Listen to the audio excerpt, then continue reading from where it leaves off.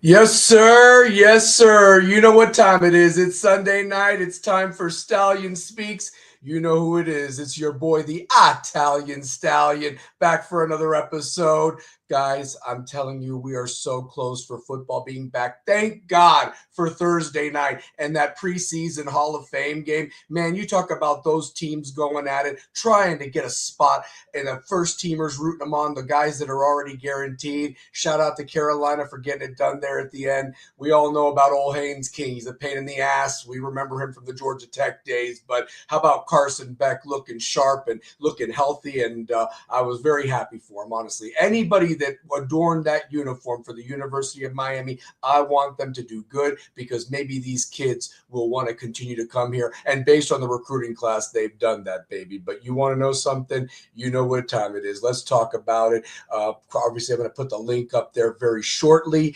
Give everybody a few minutes to speak your piece because that's what this show is all about. And I do want to just say some things real quick that more than first and foremost, I just want to just make sure that everybody knows that we want to thank you for watching the Rebels with a Cause channel. 194 subscribers, over 20,000 views. Keep punching that like button and share our cause so we can get others to join it. Also, want to just clarify this. The views and opinions of this program are not affiliated with those of any other organizations. These are solely the Italian Stallion's views, as well as his guest co-hosts and audience members.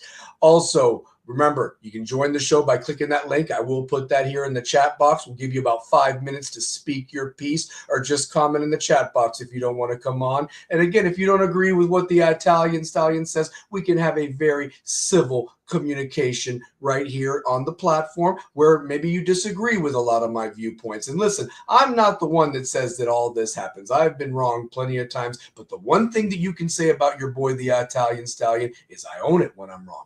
Okay, but I'm not one of those people that say, I told you so. I'm just not like that. But what I do like to do is I like to point out where the things are wrong with this program like I've done before. I also want to set the record straight on something too, more than anything, and that's part of my Stallions rant. More than anything, also smash that like button and share us, baby. It really helps with the algorithms, get our message out there. But first and foremost, my Stallions rant. You know, I've had some people actually come up to me and approach me and tell me, you know, Stallion, we love you, man. Thank you for what you do and glad to have you back. And I love each and every one of you guys. But for all my haters out there, okay, I love you too. I really do. You can kiss my ass any other day, but I love you guys too. And I want you to always keep me on it as well. You know, hold me accountable because I'm going to hold each and every one of you accountable. A lot of people have said, well, you know, you were on Mario's ass last year. And of course I was going to be on Mario's ass. But I want to set the record straight on something. I never wanted Mario to fail here, by the way. I was one of the happiest people in December of 2021 when we officially got him, got rid of Manny Diaz, all that stuff. And the University of Miami had said no more, and we had to get it right. The problem was that this program was in such disarray for 20 plus years, was so poorly run, the people on the top couldn't give a damn about it, and he really had to weed out a cancer that was in this program that had absolutely doomed it from the start. And the truth of the matter is that I wanted him to succeed. It was tough, guys. MTSU, I mean, I live up here in Tennessee, and to see that they bought a damn billboard to brag about kicking our ass, the head case that was Tyler Van Dyke, you know, and that golfer hot girlfriend of his or whatever that was more of an athlete at the U than he ever was. I mean, you know, it is what it is and so forth. But first and foremost, though, I do want to say that it had to be done with the amount of money that was being spent. Not only was the NIL helping, but you were bringing in some badass coaches. Something just wasn't working correctly. But I will say this much. Whatever happened, whether it was me or what other people said, Mario finally became the coach we needed him to be after the SMU debacle. And that run that we went on last year was fantastic. And he is saying the right things. Players are buying in. People have come in. We've got some great recruits lined up, but they haven't signed on the dotted line yet. But we have an opportunity here. We had an opportunity last year. We did the most with it. 45 seconds away from a national championship. Finish the damn story this year. Leave nothing behind. Get it done with the schedule, which we are going to talk about tonight. We're going to go into it game by game, and I want to hear what you guys think about it. I really do. I want to hear if you guys are worried about anybody else other than the Clemsons and Notre Dames. There's plenty of teams on this schedule that would just love to beat us and just send the same old narrative. Miami can't win in the ACC. We got to correct that narrative. We do. But most and foremost, you know that the Italian Stallion is going to call it out, baby. So more than anything, he really is. The Italian Stallion. Damn right. Thank you, Caitlin. I appreciate you. Yep. Mandy Diaz. Thank you, Eric Carroll. Yep. And he's doing things at Duke over there. They love him. They absolutely adore him over there. And why shouldn't they? They won another ACC championship with him. So, and it wasn't even basketball. It was football we're talking about. But we know who to thank for that. Jackass Jim Phillips, the worst commissioner ever, who's making way more money than he ever deserved, with his Irish shamrock wear and green underwear panty asshole from Indiana. Honestly. Can't stand that bastard. And now he's riding our coattails. I bet you if he really wanted to get Notre Dame in there, he really wanted them in there. He just had to save face for Miami. And I saw him yucking it up at the ACC tournament in March. I wanted to spit right on him, honestly. It was the most pathetic thing ever, dude. Worst commissioner ever. So loyal to Notre Dame. Couldn't give a damn about the real 17 members that are in this conference, honestly. But all in all, guys, what I do want to say is this, is that we're almost there. Last night, I was at a bar. I was entertaining, doing the Stallion thing, karaoke. And, you know, what do I see on the TV? I see baseball. No offense if you played it. You know, I used to like it once upon a time. But, man, it's time. I was like, 3 or 4 Saturdays from now, I will have beautiful college football on my TV from noon up until 2 in the damn morning. And I cannot wait, honestly, especially when our Canes are on TV. And the sad thing is we ain't even going to be on a Saturday until the last Saturday in September, ironically. We got games on Friday nights. We got games on Thursday night. I mean, but you know what? Monday, Tuesday, whatever the hell damn day of the week you want to put us on, we're going to be there. We're going to show up. We're going to do that swag thing that we used to do. We're bringing it back, and we're going to kick your ass. We're going to take your girl, and we're going to drink your brandy, Kurt Signati style, on the way out. That's what I want more than anything from my boys this year. Honestly, I believe, man. I believe. And we own this like this, guys. We deserve this as fans of what we've suffered, the 20 years of the Shalala and the Golden and ties and walk-ons getting heralded, chains and trinkets and jewelry. Oh my. I mean, you know, get it the hell out of here, man. Just go in there and whip that ass and have fun. And everybody play. Everybody play, all the ones that work hard. Practices, those are the battles. Whenever we actually have the game days, that's the fun days, baby. You go out there and you whip their ass. Make their fans cry and leave. That's like in the second quarter when you're on the road, give our fans something to show up because it's Miami, baby. There's so much stuff to do down there. So give them a reason to spend that hard-earned buck. It's tough these days, guys. It is. So, but, you know, let's get into it more than anything. You know, we're going to look at that 2006 Miami schedule. It's going to be there at the bottom right there more than anything. You know, it starts off September 4th, Friday night, 9 o'clock. But, you know, they've already announced the TV games, you know, the games that are going to be on those first few weeks. And, you know, what I find so funny, at least we got that damn CW crap game out of the way. And at least it's not a 2:30 in the afternoon. They got us that 6:30 right there in that in between 3:30, 7 o'clock sexy window matchup. And, you know, Central Michigan's garbage. That should be a game that Mensa gets out of there in the first quarter. Let's get some other guys some work, and let's just get ready for Clemson the next week. Be a nice, good scrimmage, and we should be 4-0 at that point. But, you know, let's look at those games. But the fact is you got Miami prime time, though, in those first 4 games. And it doesn't matter that we're on that Friday night at 9 o'clock. We're out there in Palo Alto. We're going to be in Wake Forest, where I will be watching them firsthand there, watching them beat the shit out of the Demon Deacons. That's going to be a 7:30 ESPN game on a Friday night. And then Thursday night, we're ACC Network, 8 o'clock, whatever. But that's the point, though. We are prime time, and we drive the seats. Now, if you pay attention to the schedule below, I do have our 12 regular season games. There is one more game that's already been announced, and that's the 7:30 Notre Dame NBC game, because that's what happens. NBC, Notre Dame Broadcasting Channel, will have their game on there. And more than anything, you know, I just can't wait to just show the world that we're going to beat them again. That's just what's going to happen right there. Make them, I think that line's gone down to 6, 6.5. It started out at 8.5. I'm sorry that it just didn't go up the other way, you know, and obviously the line can change between now and November 7th. But the point is that I want to make sure that the Canes take care of business. We go up there. Weather, not going to be a factor. The thing I worry about is who's going to be calling the game. Is it going to be some SEC or Big Ten refs or what have you that have some agenda that they just want to make sure that Miami loses or something of that nature just to get another of their teams in? We've seen that song and dance before, especially if Notre Dame starts getting their ass whipped in that first quarter. How's that game going to be called? But those are things that also need to be addressed, because how the ACC called games in the past, the little ticky-tack shit that they would call on us, I never saw on other teams. And I watch a lot of football, guys. I go back and watch some games that I can't watch live because sometimes there's 2 or 3 matchups on at the same time, and you're just kind of glued to one without the channel surfing or having 2 at the one time. It's kind of distracting. But the truth of the matter is we got calls against us that I just could not stand. That SMU game was atrocious. And it's that same bastard. He called that Syracuse game 2 years ago. I can't stand him. But I'm just saying that they have to really, you want to pimp Miami. Well, you take care of Miami and let us just play our game.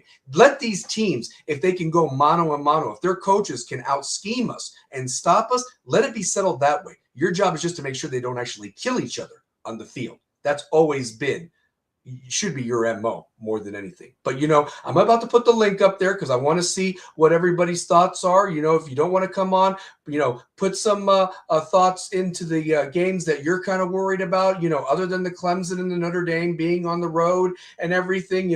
I used to make a joke. I mean, sometimes bye week is something that you've got to worry about. And truth be told, we have been the victim of the game after the bye week. It just so happens to be Free Shoes University, who I saw a delusional Knoll fan put something on there. Oh, we're better than them at this position. On what planet? What year is it? Are we talking about? I mean, are you doing NCAA where you built a roster yourself? Because, I mean, let me just tell you this. We should have whipped your ass last year. And if you do bring back Castellanos, our favorite little midget, to be your quarterback for the 6th or 7th year, whatever it is now. And that's another thing. With that judgment that's going on, I laughed my ass off to find out that Indiana's 30-year-olds are going to be 31 playing this year because some of them didn't make an NFL roster. Well, we invited them back for another year. Sure, keep helping them out. We need to make Indiana very still legitimate. It wasn't enough that, they had to win a national title. The sun does shine on a dog's ass every now and then. You know what I mean? But the truth of the matter is that, these guys that just didn't make NFL rosters and somehow can squeeze out itsy bitsy one more year of eligibility, whatever, honestly, and Chris Winkie used to get criticized being 28 years old after the failed baseball career for messing with co-eds or whatever like that.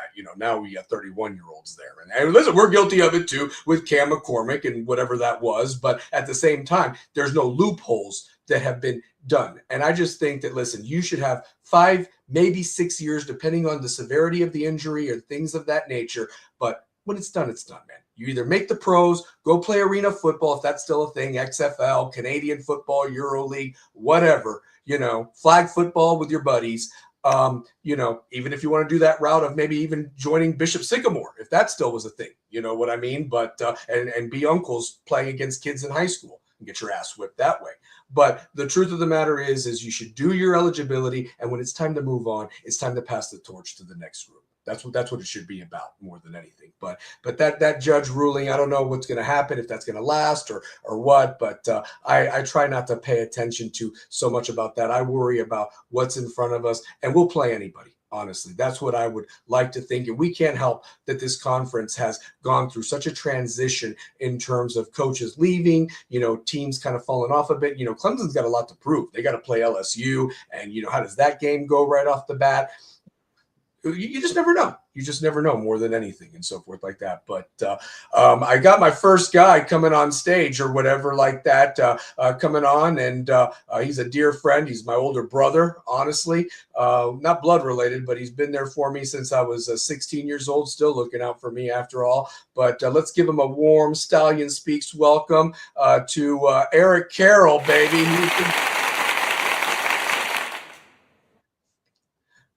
Eric, if you want to come on, you can unmute yourself and just anything you want to talk about and speak your piece, brother. Welcome to Stallion Speaks, baby. Hey, what's going on, man? I was just trying to get the microphone all set. Oh, you're good. You're good. Don't take your time, man. But listen. What do you want to talk about?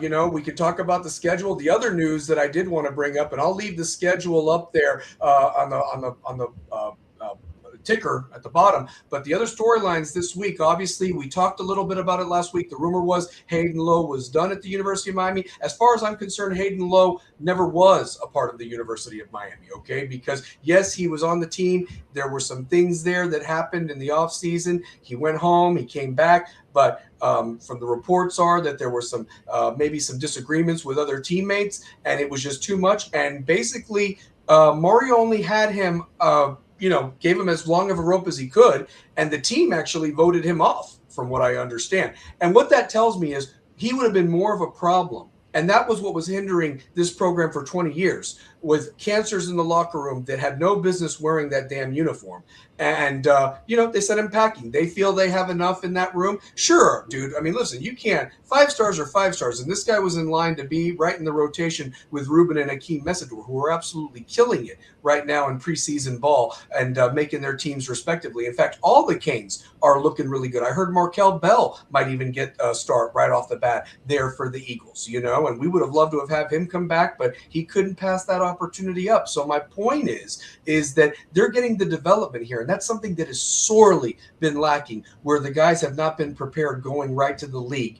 And I'm glad a narrative is changing, and I was hoping it would change when we hired Mario and I entrusted him to bring in the staff that he did. But Eric, if your mic is good to go, what would you like to talk about, buddy? You're on the clock for 5 minutes. Go for it. Yeah, thanks for having me. I wanted to just talk about the schedule a little bit.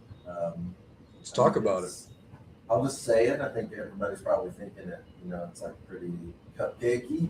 Like there's a few games in there, but I think expectations have to be high for this year, right? Like yeah. You can't look down the schedule and who are you afraid of here? Like you're afraid of one team, right? Because it's going to be it'll probably be a war with Notre Dame.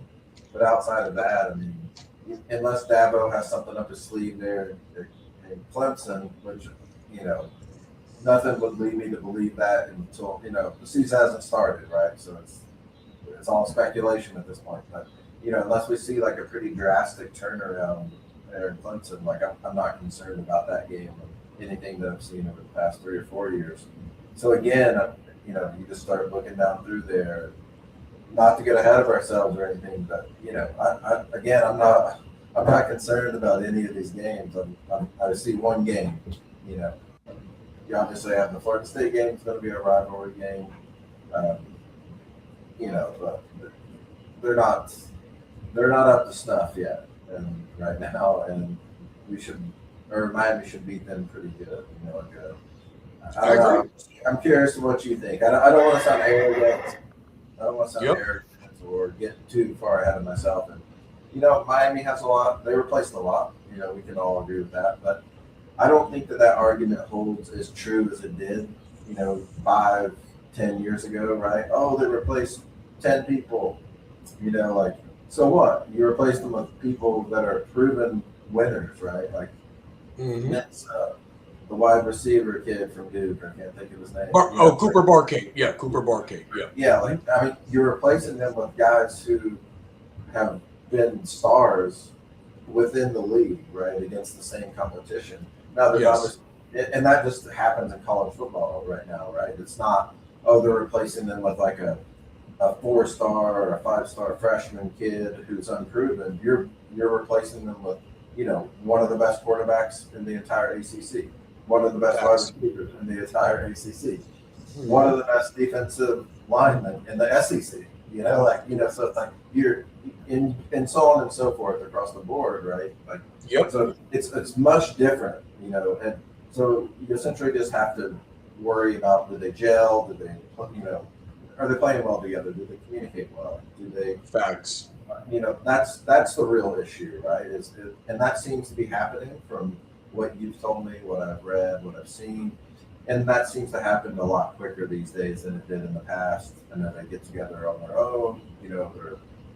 They seem like they're good friends these days, and I just again, not to get ahead of ourselves here, but I mean, Of course. I'd be stunned if they lost more than one game, if they even lost a game. Like, I honestly would be stunned.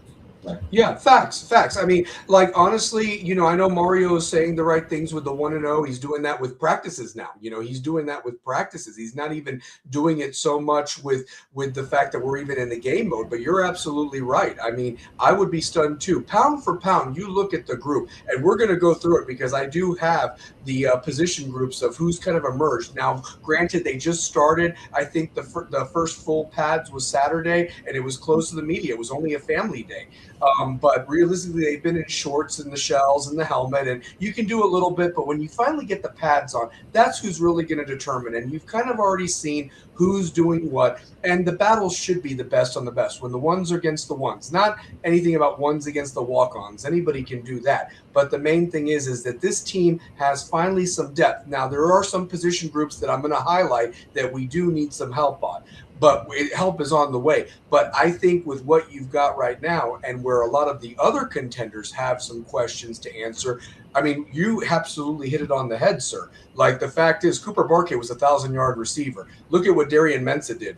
He had a better completion, less interceptions than what Beck did last year, Then you also look at a Cam Vaughn, who's a dog, baby, from West Virginia. And that was even a shitty West Virginia, Rich Rodriguez first-year team. That guy had 4 different quarterbacks throwing to him, and he still got somewhere near 700 to 800 yards. You look at Vandravius Jones over there from South Carolina. He had Lenoris Sellers throwing him the ball. And now he is like, actually, from where I'm seeing, I think he is like behind Samarian Wingo, who I think when you see this kid, a true freshman, these freshmen are really going to contribute, And the thing is in years past, maybe we've tried to hide them. Maybe we've tried to even say that, like, we'll redshirt him.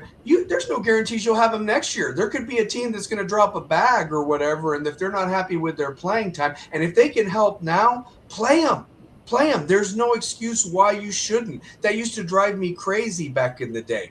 The fact that you thought that you'd have somebody for 4 years. Listen, if it was 2 and done, they could go to the NFL if they wanted to, but the rule is 3 years, at least in the NFL, not like the NBA 1 and done, or like in baseball and hockey, you can go right out of high school unless you do then have to do the 3-year mandatory when you sign on with a college. But now with NIL, you can switch teams all the time. We see it all the time in the offseason of these respective sports. But like you, yes, we need to take each game at a time. And I'm not so much worried about the big games. Listen, the Clemsons, the Florida States, the Virginia Techs with James Franklin. I think that he's going to do some things over there. I have nothing against James Franklin. I think that Penn State might even be sorry that they got rid of him, and you have to worry about what you had. I mean, if you think about this, Penn State was one bad throw away from possibly playing Ohio State for a rematch in that national championship. And of course, Ohio State caught lightning in a bottle. They went on their run and won it respectively that year. But you're going to get rid of a coach that unfortunately put his trust in the wrong quarterback who was checking out girls in the stands rather than reading a playbook, and he got hurt. And the whole season went to hell in a handbasket. But what I'm getting at is that you got guys here at Miami that are focused. And Mario even said it himself. He wants guys that love football, eat, breathe, dream it. And the thing is, the hard work that they've put in the offseason, you look at how some of these guys have redone their bodies, they're cut, they're eating right. Everything that Mario needed to implement has actually looked like it's paid off. We'll see how it looks in game days, but I'm going to tell you this, the conditioning and strength coach has done absolute wonders. The nutritionalist has done great. That sports psychologist that they took from the Florida Panthers hockey team, she has done wonders with the group. So what I'm getting at is he's doing it the way Butch did it, and if Butch had never left or been shown such disrespect by Shalala and that group back then,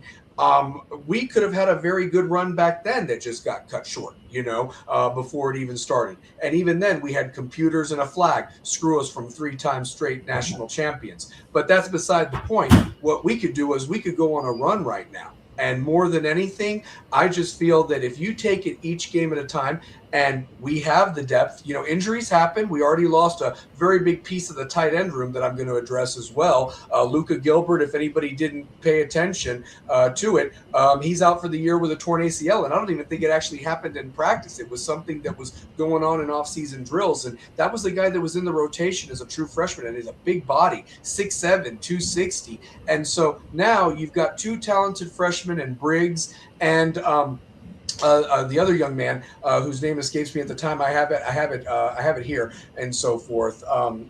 What's his name? Gavin Mueller. Gavin Mueller's showing out in practice right now, but they're true freshmen. But like you mentioned, and I think it needs to be said, you brought in guys from other teams that have that experience. I've heard nothing but great things from this kid from Boston College, Omar Thornton, and I hope that he can take on the mantra of what you got from Jacoby Thomas and Keontae Scott, who maybe didn't do as well in their previous places, but I will say this much. I truly believe that Keontae Scott and Jacoby Thomas needed to change the scenery, and it showed last year. They were heart of the team. And yeah, Omar Thornton is going to be a thumper, and I think when you got Fitzgerald back there, ball hawking, like what he likes to do, and he's just been an absolute menace on one-on-ones from what I've been hearing, and going toe-to-toe with everybody.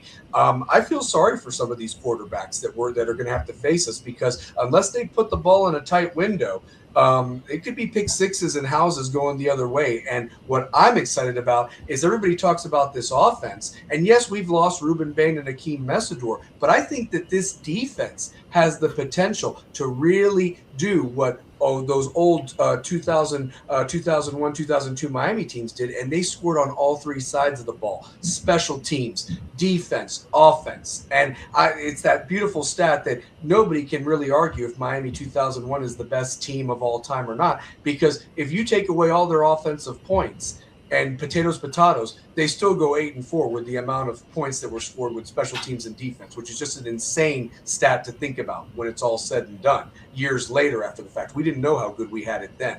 But I say all that to say that look at what we've done now. We have potential to do that again. And when you're scoring on all sides of the ball, what can teams do? Honestly, what can they truly do? But I did want to ask you something. Is there a position group that you might be concerned about this year, Eric? That we did lose some guys last year, but what would you be concerned about going into it? Because you did mention we lost some guys. We brought in some dudes. There's some talent that was in the rotation, but now they're the guy, and it's different from being the backup to the guy. So, what's a position group you might be a little concerned about, sir? Yeah, so I think I'll just kind of run through it. I think obviously they're solid at quarterback, they're solid in the backfield, more than solid in the backfield, more than solid at skill positions, right? Like big loss at tight end, but that's okay.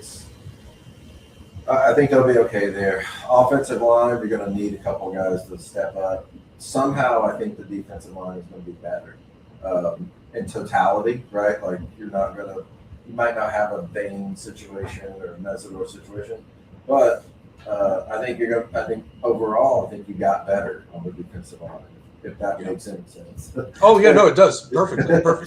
Yeah, but I think linebacker is where I'm nervous. That's the one. Would be his linebacker.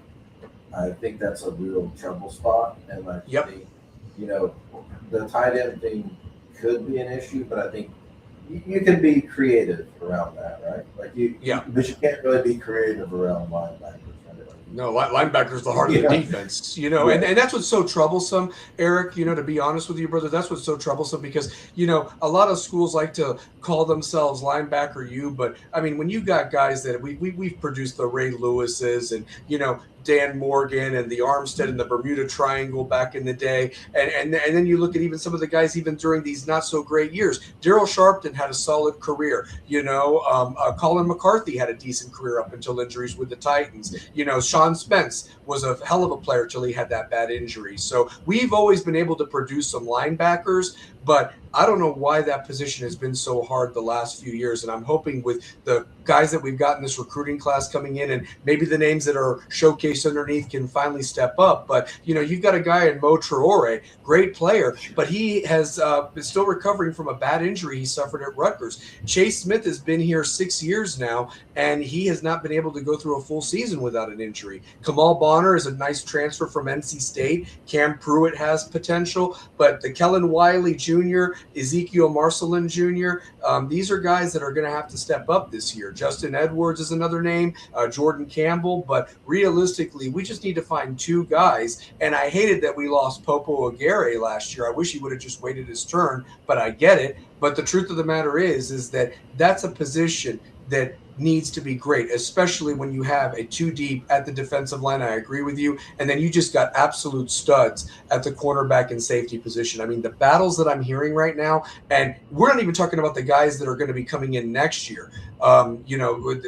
This freshman group, Camden Portis is already there contributing. I've heard some things about this Jalen Waters kid. They really are making a name for themselves. JJ Dunnigan. I'm just naming names, guys, and what they're saying is they are already making a name for themselves, and they've already shown improvement from the spring to now. And that is just wonderful to hear, because so many times we always heard that they did something in the spring and then they, and it went from there. So, Eric, final thoughts before I let you go, sir? So, yeah, I think I'm excited to get it going, like you mentioned, and it's always all speculation until they get out there, right? But that's right.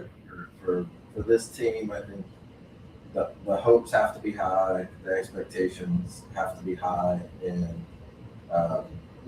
they just have to go out there and do it. I think it's right in front of them.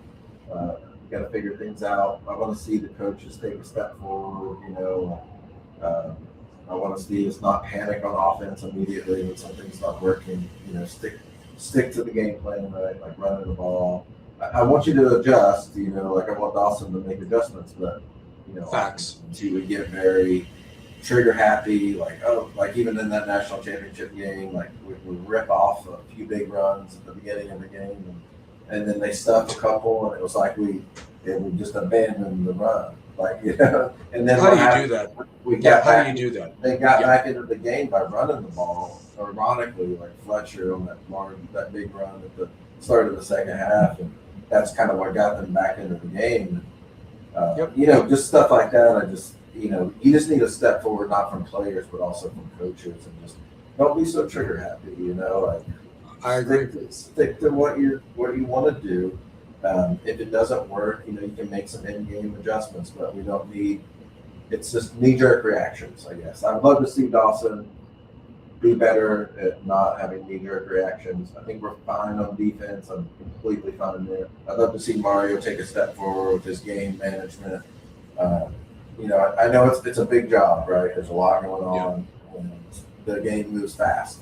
Your head's spinning. I get it in these crucial situations, but you're the head coach of the University of Miami. There's a lot expected of you, and I'd love to see just a step forward from everybody on the coaching side. Facts. Well, brother, you're always welcome. Thank you so much for the love and support always, man. Thank you for coming on, and please tune in next week, honestly. So appreciate you, man, coming on. So you bet. Thanks, man. All right. You bet. Thank you.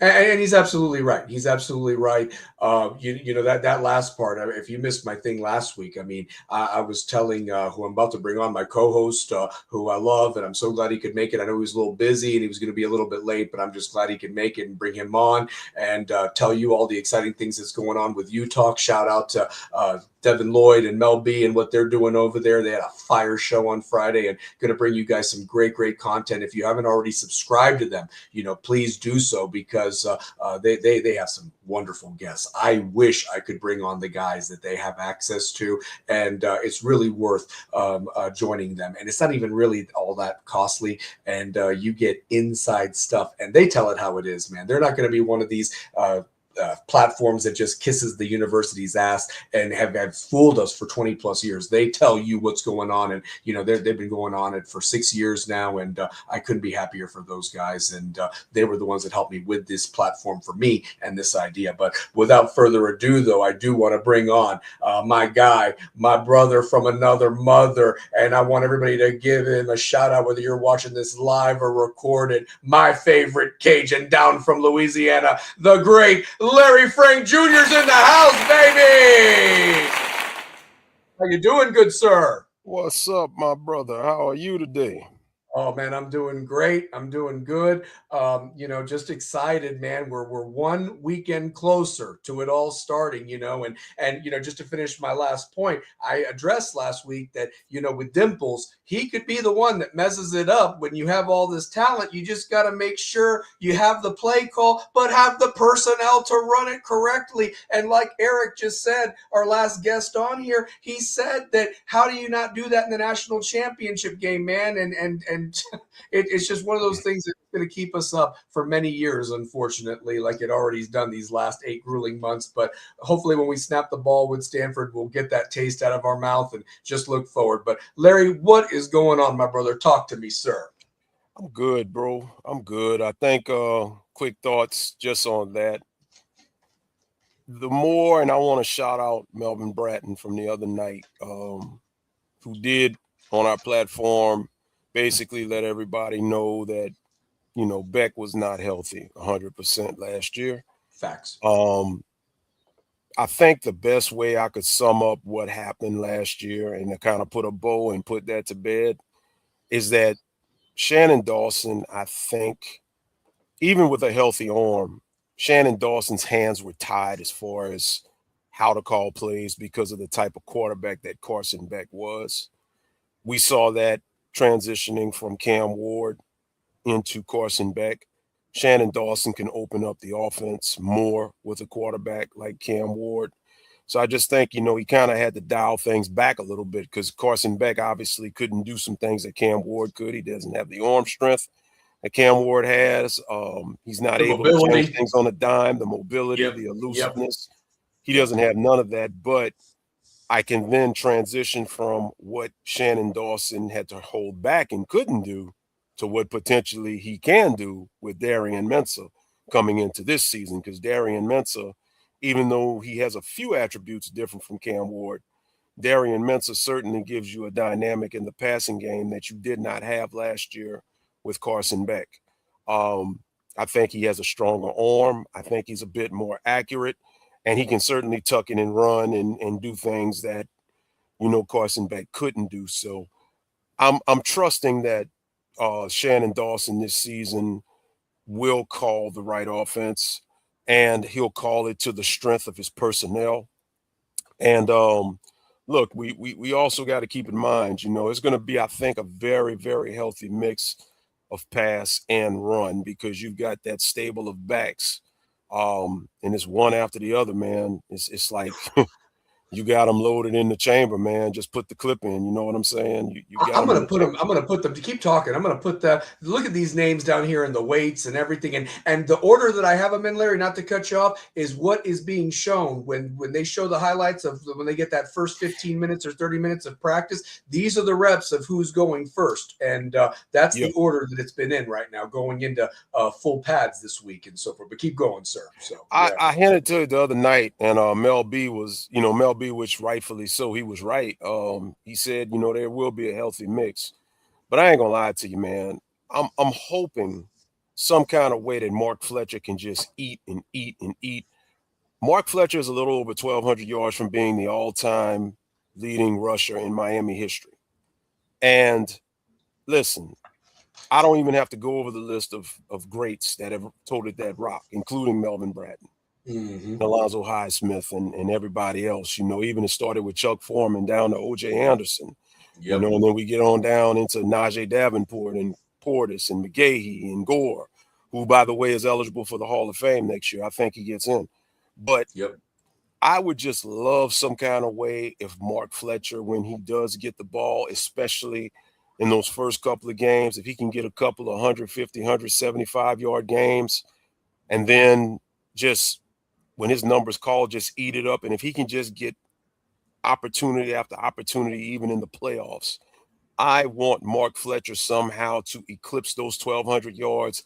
I want Mark Fletcher to become the all-time leading back in Miami history. The reason why is because, one, he could have went to the NFL. He probably would have got a solid draft grade. He would have been on somebody's roster right now, getting his spot ready, making his money, cashing his checks.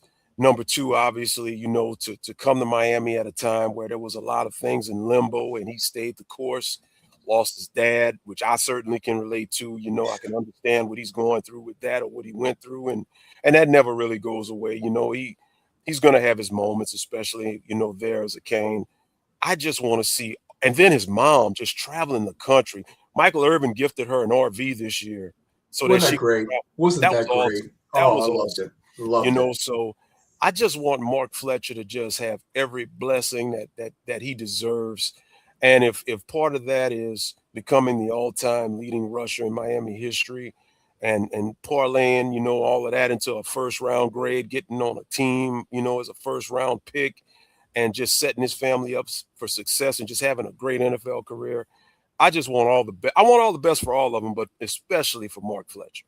And Larry, if I could even bring it up, he could have gone to Ohio State like so many of the other guys from down in South Florida. We've been losing to those guys, and the other teams, the Alabamas of the world. I mean, the thing is, that's what I hated the most of, that we didn't get that ring for CC and Bain more than anything, because those guys could have gone anywhere, man. They could have gone anywhere. They could have gone to Bama. Fletcher could have gone to Ohio State, and who could blame them? These teams have been in the picture for years and were champions, and it's like, why wouldn't you go there and so forth, and get the proper coaching, where Miami has, you've seen some good guys come here and careers got wasted. And I even had to ask myself, if my son, was a really great player, as much as I love Miami, could I fault him for, God, even going down the street, for a while there to the Florida Gators or the damn Seminoles? I mean, I'd hate it, but I get it. We've even had alum that's kids even went there, because of that type of stuff. But that being said, though, brother, you hit it right on the head. And Fletcher's one of my favorite players, honestly. If I could get an autographed jersey from him, it would mean the world, because I want so much for that kid, and I want everybody to eat. And with the amount of talent on this team, if they can stay healthy, because it's a rough game, man. We've already lost Luka Gilbert. We're going to get into that in a second. But more than anything, I just want these guys to eat, and I want them to remember the receipts of all the teams that threw that U down, that pissed on us and clowned us, and all their fan bases that made our fans look like bitches or whatever like that. Now it's time for us to make them look like bitches, man. Honestly, that's what it's going to be.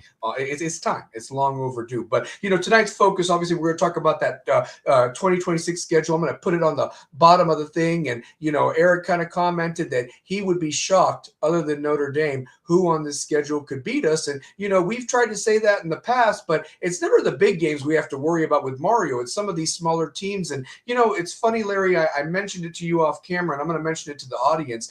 I always found it funny that everybody still got up for Miami, even though we hadn't been relevant for so many years. But they saw that U logo, and they felt like they were going up against the Melvin Brattons and the McGahees and things like that, And those guys were long gone, no disrespect. You were playing who you were playing against. But I always felt they got hyped when they saw Miami and all that, and the smoke and everything. And like, we're going to make a name for ourselves. But what I've always wanted is, why don't you go out there and kick their ass and show them that you're the University of Miami? And I hope this year is that year. But let's talk about the schedule, and I mentioned right at the beginning, when you weren't on, the truth of the matter is we're prime time, baby. And the fact is that maybe we're not playing the most heralded teams right off the bat, but we're already prime time in the first 4 weeks of the season, different nights of the week. But we got 2 games on ESPN, 1 game on ACC Network, that ridiculous CW contract that the jackasses and Munchkin crew over in Charlotte somehow wanted to rope a deal with them. Would have been better to get Amazon Prime, to be honest with you, but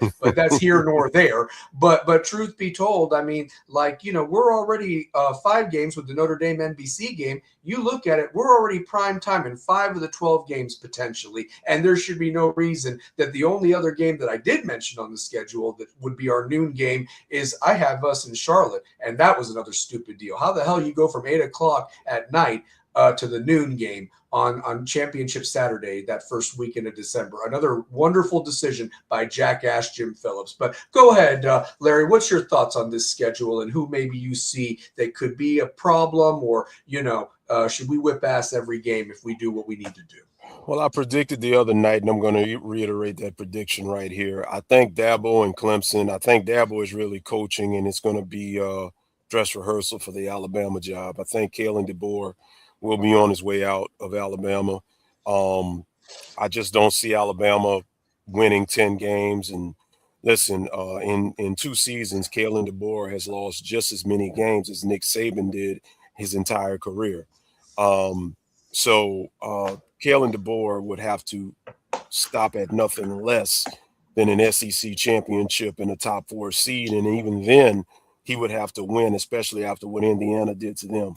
So I personally think Dabo is and I think on the flip side, I think Dabo and Clemson are kind of, that divorce is about to materialize. So I think the timing is there. We talked about that yesterday when we had our conversation. So I just think that Clemson game can be a tricky game, but at the same time, I will keep my eyes, and I'm glad, believe it or not, I'm glad that Miami does have Stanford on a Friday, because that'll put all eyes on Clemson and LSU. For me, I can see what Clemson is looking like, in a hostile environment week 1. If they go into Baton Rouge and they can some kind of way make that game competitive and pull it out there, say, Clemson may be a problem. But at the same time, if they go into Baton Rouge and LSU just lays it on them, I'm not too worried about them. And I think the LSU game and the Miami game, to me, is going to really set the tone for what happens with Clemson long-term and what happens with Dabo long-term. On the flip side, going to Alabama, I do believe, and I know I might sound crazy, but I'm going to stick with it. I just feel Florida State is going to shock them. It's just a lot of people aren't predicting it, but I am predicting it. Is Florida State good? Hell no, they ain't good. But then again, neither is Alabama. And I just feel like, you know what? Norvell is coaching for his job, and that's the kind of game that, and let's be honest, those games Miami needs. I need Florida State to win that game because they have a very manageable schedule. They open with SMU, and if they beat SMU and they can find a way to beat Alabama, they would be ranked when they play Miami. I want ranked teams on our schedule because as of right now, we only have potentially one with Notre Dame. There's no Louisville, there's no Georgia Tech, there's no SMU on the slate in the regular season. So Miami really needs to get that schedule beefed up. Reason being, if there is a slip up, I know everybody's talking about the schedule and how Miami should run through it, but listen, it's hard to go 12-0. I don't care who you are. I don't care what conference you're in. I don't care who you are. Somebody's always going to get up to play you. And coming off of a national championship appearance, coming off of being 41 yards away, all the hype, the recruiting domination, all of the offseason vibes, all of the national press, and everybody's on the Miami train. That is motivation and bulletin board material for the teams that's going to line up against us. Bottom line. So I need Clemson. I don't know how you're going to do it, but Clemson, I need you to do what you have to do in order to become ranked. Beat LSU, become ranked. Florida State, I don't know what you're going to have to do, but I need you to figure out a way, beat SMU, because I presume they're going to be ranked. They'll be top 25. Beat them, and then turn around and beat Alabama so you can be ranked. James Franklin, I need you to come into Virginia Tech and start your career off there. And I need you to be ranked at the end of the season when we see you guys. If you guys have 7-8 wins, if you guys are like 8-2 or whatever when we see y'all, and y'all are a top 20 team, I need you guys ranked. Notre Dame will obviously be ranked. Pitt, I don't know how the hell y'all always finding a way to get ranked every year, but keep doing what you've been doing, and I need you guys to be ranked. Reason being is if we have at least 4 to 5 ranked teams that we play, and let's just say there is a slip up. I'm looking at if Miami some kind of way either doesn't make the ACC championship, which they should, but let's just say they don't, because stranger things have happened. Or if they get in and get surprised. You don't want to be the odd man out because I don't think people saw what happened. Rules changed. The Mhm. NCAA changed the rules. The new rule now is the ACC, all the Power Four champions get the automatic bid. So if this rule was in effect, Duke would have got in last year, and Mhm. Miami probably wouldn't have because they didn't qualify. They changed that Yeah. rule. Yep. And there's only going to be one G5 team, no matter what. One G5 team, the highest ranked G5 team. So you're not going to have a situation where it's going to open the door for a second G5 team. So Miami, you handle your business, but I need some of these outside teams to handle their business. But outside looking in, and just to close this part off before you open it up, I think at least 11-1, at 11-1 at worst. I Mhm. mean, straight basement, bottom basement, 10-2, because there's always a slip up possibility somewhere in conference play. That happens with everybody else. So, but I'm expecting 11-1. I don't think Mario is gonna get caught off guard like he has in years past. I think he's learned enough. He's been there, even going back to his Oregon days where he had a couple of slip ups here and there over there. I just don't see it happening. I think Miami's going to take care of business. Absolutely. Well, we got somebody backstage. He's been a fan and a friend of the show for a bit. I want to welcome him on and give him his proper 5 minutes. So, Anthony, welcome to Stallion Speaks, brother. Hey guys, it's been a while. Sorry I've missed the show. I had another nephew actually.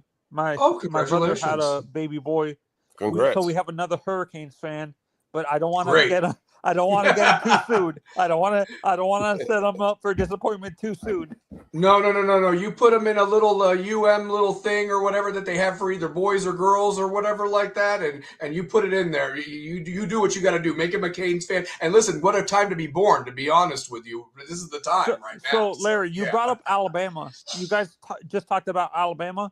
To me, Yes. I've been saying this from the beginning, and I'm not sure if you both agree. I feel Kalen DeBoer does not fit Alabama's culture. Like Facts. the philosophy they've had with Saban, he doesn't like. He's more of a Big 12 coach. He's more like Oregon, that West Coast. Do you agree, Larry?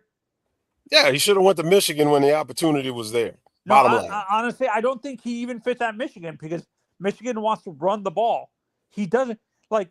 There was time. Like I'm gonna say this. There was times he panicked and completely abandoned the run during the season. There was times he didn't want to run the ball at all, and there was times that he just couldn't run the ball, but he didn't find a way to run the ball. Mhm. Did you guys see that? Did you guys watch during the playoff where he panicked? He was being successful with the run in the first half. Then he just completely abandoned it. Like Yeah. explain as people who probably coached. So he pulled a Shannon Dawson. Yep. Exactly. Yeah. Shannon Yeah. Dawson. Yeah. It's just like what Eric said. I don't know if you got to hear one of our first people that came on the show. He was just talking about like, you have to be patient. You have to feel the game. And I think that that's something that I hope that Mario really has taken that next step. The whole coaching staff, to be honest with you, trust your guys. And one of my things, Anthony, and I'd like to know what you think about the schedule, obviously. But the truth of the matter is, to answer your question, I think I we're don't going think that undefeated in conference. Yeah. But the only loss possibly is Notre Dame.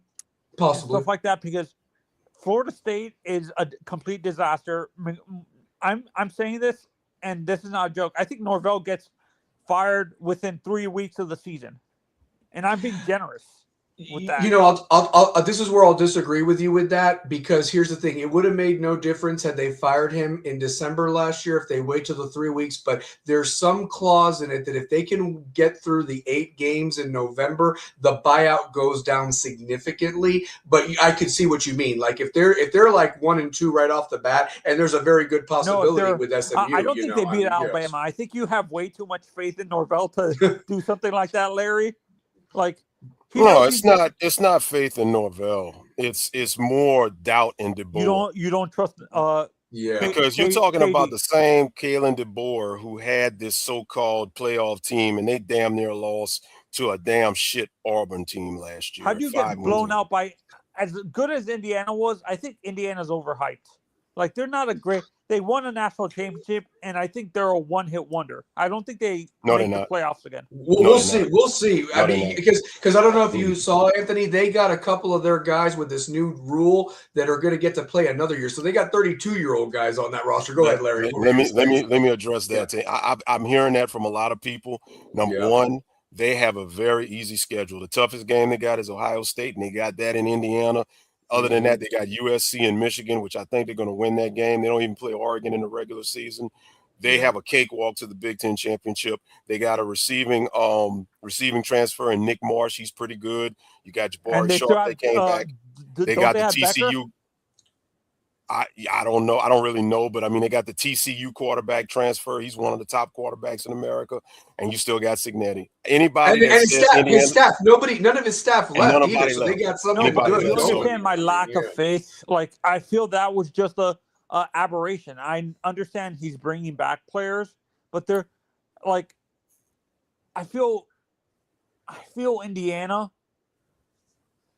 is sort of like Florida State, over relying on the transfer portal constantly is going to backfire you on you eventually. Signetti is proven. He brought everything from James Madison into his first year. He won 10 games, got beat by Notre Dame, then won a national championship. They ain't going nowhere about Signetti. There's something about Signetti, honestly, like that. It just he's like the new Jim Tressel, and I couldn't stand sweater vest guys. I want that show, but the guy won. You hate you know Tressel? what I mean? I'm telling exactly. Who do you hate more, Urban or Jim Tressel? Oh, Tressel. Are you kidding me? Oh my God. Like, I mean, Urban never beat, like, I guess Urban did beat Miami when they had Tim Tebow or whatever, but we gave him a game for 3 quarters, and that was when it was the Northwestern boys his freshman year or whatever like that. You know, I mean, but Urban don't bother me. Urban don't, but I know what you mean.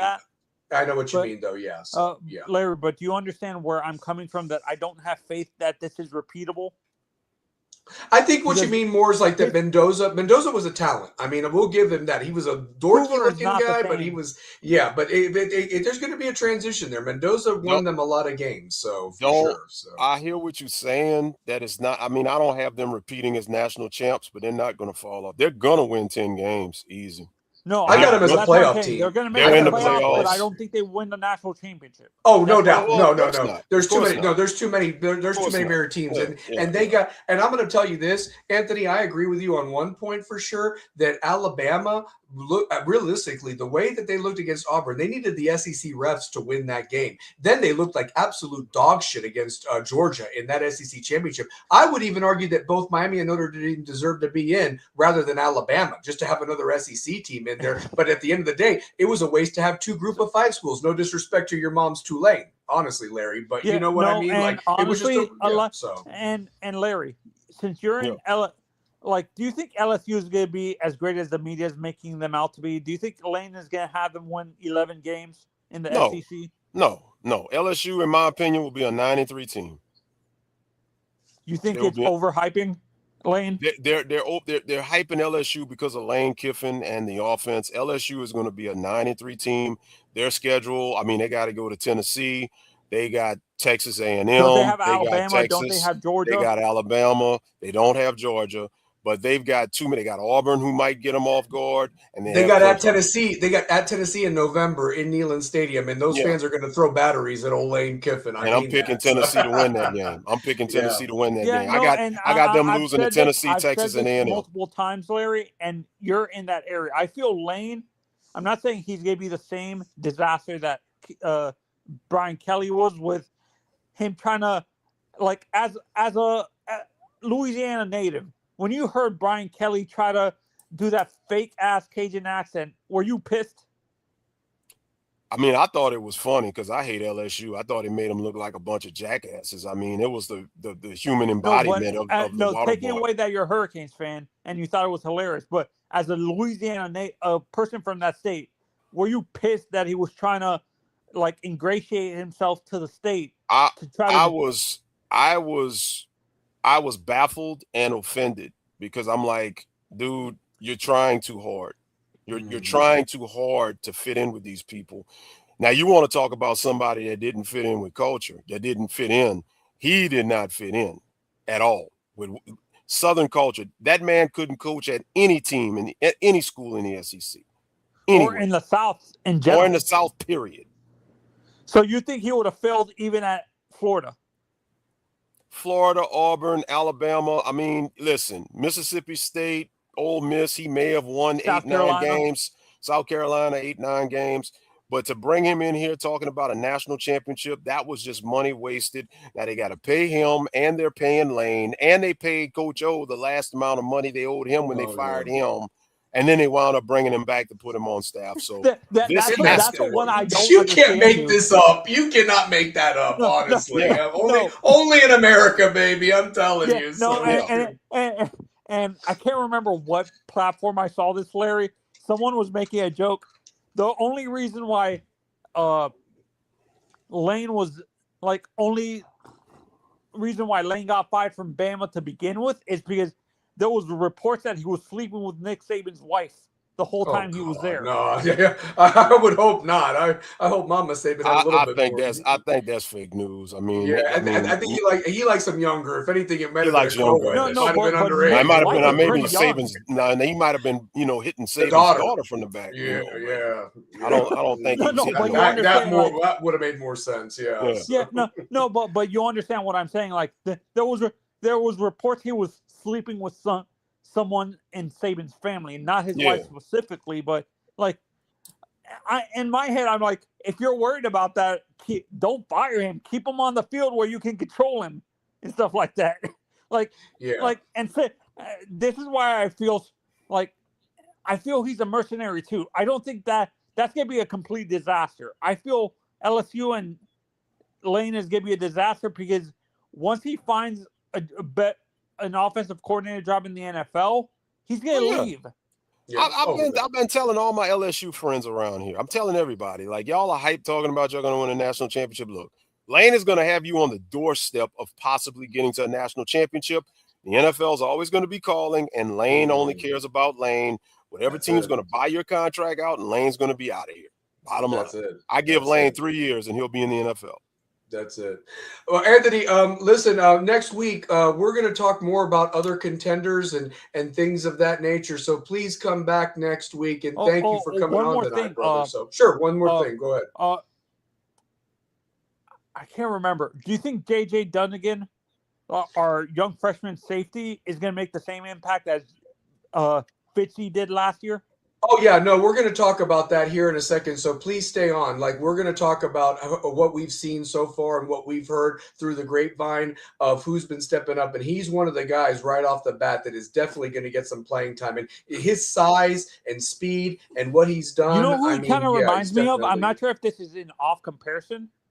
He kind of reminds me of the guy, the safety who used to, after Ray Lewis left, the safety who partnered up with Sean before Sean went to the NFL. I forgot the guy's name. Not Antro Roll. Kenny Phillips. Yeah, Phillips. Oh, Phillips was after Sean Taylor. Yeah, Kenny Phillips. Yeah, he does. He actually does. Larry, they have the same size, the same speed, and ability. And Kenny Phillips had a very, very good run in the league until he got hurt. Like James, or is he as athletic as James was? I don't think as athletic as James yet, but who knows? I mean, the kid is really showing out, to be absolutely honest with you. I mean, he has been a surprise, and even Camden Portis has really shown that he can be there. And Jalen Waters is turning some heads too, another true freshman, 6'1", 180, who kind of reminds people of Antro Rolls. So, in the 27 class coming in with oh my God, the sick of talent. Oh my God, and they're not done yet. There's going to be some guys. There's a report that was today that Miami's not giving up on Mark Mitchell over at Texas A&M, the #1 offensive lineman. They still are talking to DJ Jacobs, and even the tailback at Georgia, the big tailback at Georgia, the #1 running back that's committed to Georgia. Yes, come on, spell. They're still talking to him. So they're not done. And I think that the guys that you just mentioned, they're trying to get these guys. Nick Lanier, they're all recruiting them and be like, hey, let's make this the greatest class ever assembled and keep this thing rolling, man, honestly. Okay, so, have a good night. You have a good one, sir. Thanks for coming on. You bet, bud. Appreciate You're always you. welcome. So you bet. But got to catch the chat box up here, Larry. Let's see here. Yeah, Kyle Stallings, welcome back, sir. Glad to have you. And I put the link in the chat, so please join us for 5 minutes. But yeah,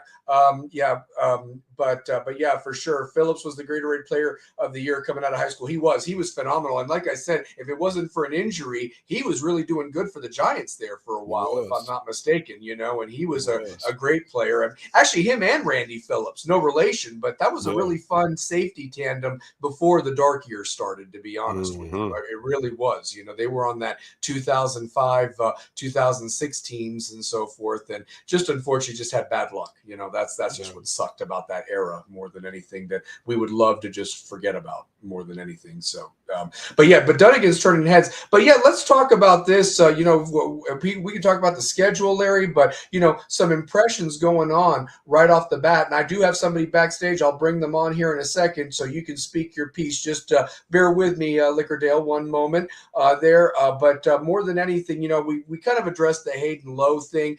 I think, Larry, that what I want to put a bow on it is the fact that it was the players themselves, if the rumors are true, that voted him off. They basically said, look, we don't need you. We don't need that distraction in this locker room. And that right there shows more than anything. I know Mario don't like the we're back talk, but how about this? We're like arrived. We're here. That's Miami football, where we're policing ourselves, that nobody is above this program. And unfortunately, we have done that in the past where we've catered to some problem children. I think about that wide receiver that left and came back that had all the talent in the world and is dropping punt returns in the Florida Gator game. His name escapes me. He was from St. Louis or what have you. But I'm just thinking like that would never happen under Mario or this culture he's established. But what's your thoughts on this Hayden Lowe situation, Larry, more than anything? So, yeah.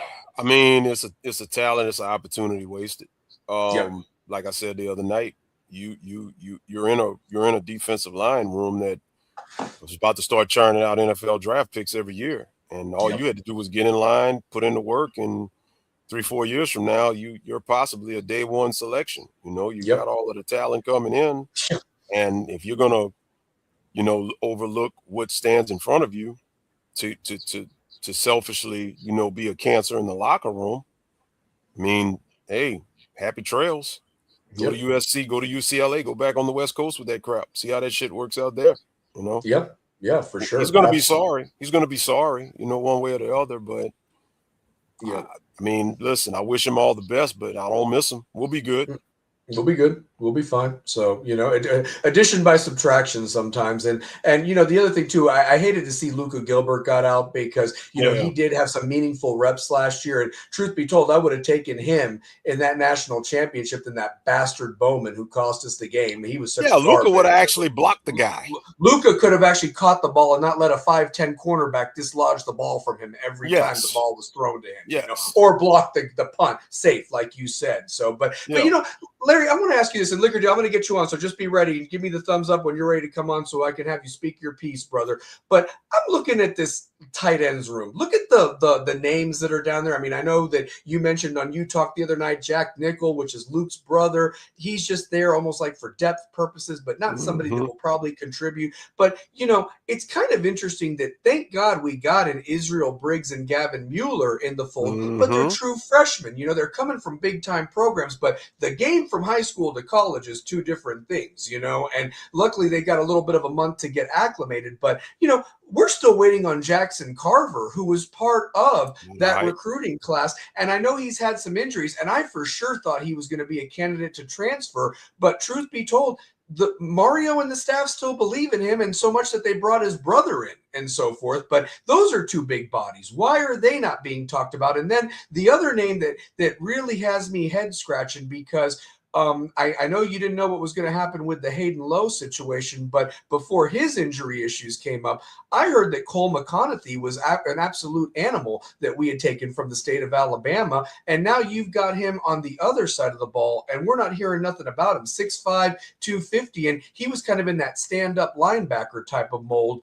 Now you have him playing offense, so it's like you got big bodies in that room. Somebody's got to step up, if heaven forbid something happens to Lofton again. Because look what happened. You saw. Well, that's my fear. That's my fear. But like once again, I'm gonna reiterate what I said the other night. I don't see Lofton really being a key part of the offense as far as execution, as far as what Dawson's going to do. I think Lofton is going to be mainly 3rd and short, 4th and short, red zone situations. Can he stretch the field as a hybrid receiver? Another receiver type? Absolutely. But you got to remember, Mario likes having those tight ends as extra blockers. And I just don't think his blocking was as good last year. I think that's why Bowman got the nod over him, in a lot of games. Because let's call it. I mean, Bowman sold out in the national championship, but Bowman, he was a solid blocker for what they were doing last year. So, I also wonder if they do an offensive lineman in that mold, because the funny thing is, we saw CeCe score a touchdown. We did see that, but do we have an offensive lineman in that group, that's as athletic as that? Because CeCe was a freak. Let's just CeCe was definitely a freak. So, I mean, you never know. You never know what could happen, but I think they'll be okay. I mean, now if Lofton goes down, I just don't think you'll see too many plays dialed up for the tight end like talking about.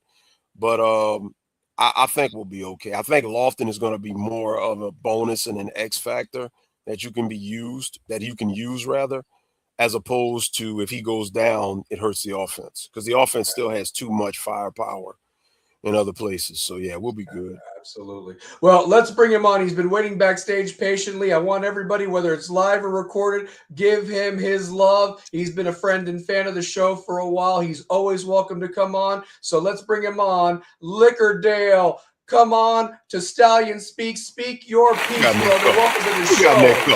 Hey, you can hear me? Yeah, I can hear you. Yeah, what you got? That better be water. It better be water in that cup. I'm in Lauderdale drinking that liquor there right now. Yeah. Safe to say it ain't Gatorade. What's up, bro? Salud. I guess I'm doing the Coach Hayes thing, right? The cane juice. What do you call it? The cane juice, Canearade. Shout out to Coach Hayes. Hey, I tell you like this, man. Hey, I'm sitting here listening, and just to see you guys, man, I really appreciate the content. Especially Devin. Going back way back. Devin got this thing started. Frank, you kind of came the Batman and Robin, me and Stallion. I always been there nibbling every damn year, right? This is what, about 7, 8 years now? We've been doing this? Year 7 coming up, right? So, I mean... I think it's longer than that. D started actually... 18, right? It was 18. It was not on YouTube. We was on Facebook. It was we were Facebookers. It was Facebook. We was Facebookers, Stallion. We go way back to Facebook, man. We go back to Facebook, and then that's how me and Larry got together. In 2020, right after COVID, that's when we went to YouTube. Right. And we've been rocking it on you. So when it says 2020, that's for the YouTube part. That's for overall, YouTube. But it's been 8 years. I'm sitting here looking, man. I'm sitting here looking, and back then we ain't have no grays and shit back then.